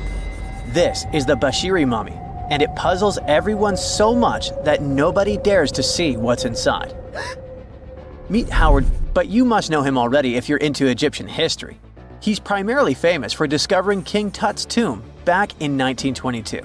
But few people know that before this revolutionary discovery, he had probably found another mummy. It happened in 1919, and it goes by several names, either the Bashiri mummy or the mummy of Pacheri, or the untouchable one. Some reports say that Howard stumbled upon the Bashiri mummy in Luxor's Valley of the Kings, just where he would later find Tut's tomb. Despite this find, not much is known about this particular mummy. The reason why it's still unharmed in any way is not because of some superstitions, but because nobody is sure that they can undo what they do if something goes wrong. The mummy is so intricately wrapped that researchers never unfurled it for fear of irreversible damage. The golden rule of anyone who works with antiquities: if you're not sure you can't make it better or preserve it unchanged, do not touch it. History knows many examples of ancient relics ruined beyond repair, say Ecce Homo, or smiling statue restoration. The delicate fabric that covers the mummy's face has this cool design that kind of looks like a pyramid. The researchers are not 100% sure, but this might be the only one of its kind with that embalming style. But without knowing the ancient technique, it's next to impossible not to ruin the mummy while unwrapping and wrapping it back. Back in the day, people, both experts and looters, would unwrap mummies for all sorts of reasons, mostly to study them. Luckily, these days, we have advanced tech that lets us check out what's inside a sarcophagus without having to unwrap anything. After taking a closer look at the Bashiri mummy, researchers figured out that it belonged to a man who was around 5.5 feet tall and lived during the Ptolemaic era, which makes this mummy roughly 2,300 years old. The Egypt Museum shared that the X-ray scan also uncovered an inscription of the guy's name, but it's a bit tricky to tell if it says Pacheri or Nenu, adding to the intrigue. The museum also pointed out that the fancy casing the mummy is in features all sorts of decorated scenes. You can see the mummy lying on a bed, flanked by deities Isis and Nephthys, along with the 4 sons of Horus.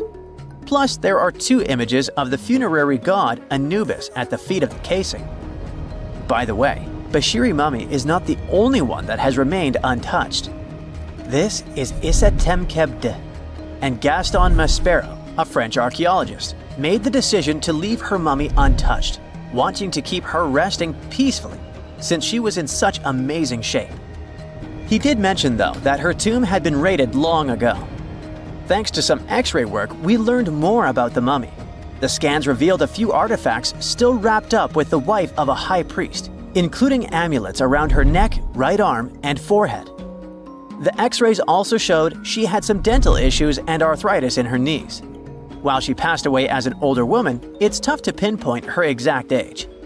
However, various sources from her son's reign indicate that she was held in high regard in the kingdom. Isatemkebd served as the sister wife of Penejam II. You got me right, they were related by blood and were siblings, but back then it was pretty common to get married this way to preserve the purity of the bloodline. Say that to Habsburg, duh. Their chase for purity only led to inbreeding and the notorious Habsburg's jaw. Right, I guess we should not judge ancient Egyptian rules and morals, but what we can say for sure is that both Bashiri and Isatemkebd were incredibly lucky to stay untouched.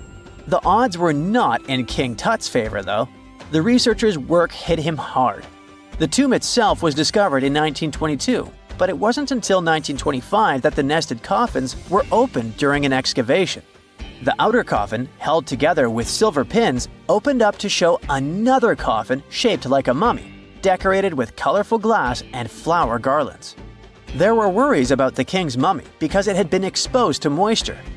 The middle coffin was pretty heavy and didn't have any handles, so they had to be super careful taking it out. Inside the innermost coffin, which was solid gold and wrapped in a red cloth, they found the royal mummy, and this all went down on October 28, 1925. Tutankhamun's mummy, measuring about 6.07 feet, fit snugly into the innermost coffin, which was 6.17 feet long. You can already tell there was a problem, right? Imagine how hard it is to extract something as fragile as an ancient dried-up mummy, especially when there's not much room for maneuver. Plus, the mummy looked sus. It was pitch black. Howard Carter, the lead archaeologist of the expedition, estimated that around 2 buckets worth of oils had been poured over the mummy. But care had been taken to avoid the mask and feet. It was made to preserve him better. The body was positioned at a slight angle in the coffin, and there was a noticeable difference in the amount of dark oils on the right and left sides, indicating that the coffin might have tilted while being lowered into the sarcophagus. This oil created moisture inside the coffins, and over time, it reacted chemically, which Carter described as a sort of slow, spontaneous combustion, leading to the carbonization of the linen wrappings. Unfortunately, the combination of heat and moisture took a toll on the mummy's trappings as well. The crooked flail fell apart, the resin scarab cracked, and the threads holding the hands and mummy's bands started to decay, making everything quite fragile. Plus, the oils hardened over the years, effectively gluing the mummy and mask to the coffin's bottom. To try and separate the mummy from the inner and middle coffins, they were placed in the sun for several hours, reaching temperatures of 149 degrees Fahrenheit. Despite this effort, the mummy remained stuck, so the initial examination had to be done right where it was. The first part of Tutankhamun's mummy the researchers checked out was his lower legs and feet, meaning they started the examination from the bottom up. As they peeled back the bandages, they uncovered the first of many treasures wrapped up with the king. They took their time to carefully document and photograph everything they found. The inner layers of bandages were in pretty bad shape, mostly turning to dust, making it tough to figure out how everything was originally wrapped. Still, the overall methods matched what was seen in other nobles' mummies from that time. Lots of folded linen pads were used to shape the torso and thighs. The outer and inner bandages were made from fine linen, while the middle layers were coarser. They had some intricate bandaging around the shoulders and chest with a similar style around the groin.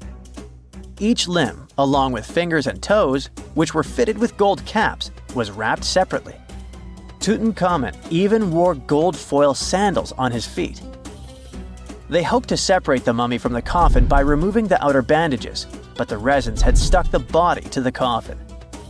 So, the researchers ended up chiseling it out. To do this, they had to cut the torso in half at the hips and disarticulate the arms to continue unwrapping. Each part was treated with hot paraffin wax for stability, and later the hands and feet were reattached with resin. Finally, they used hot knives to detach the head from the mask.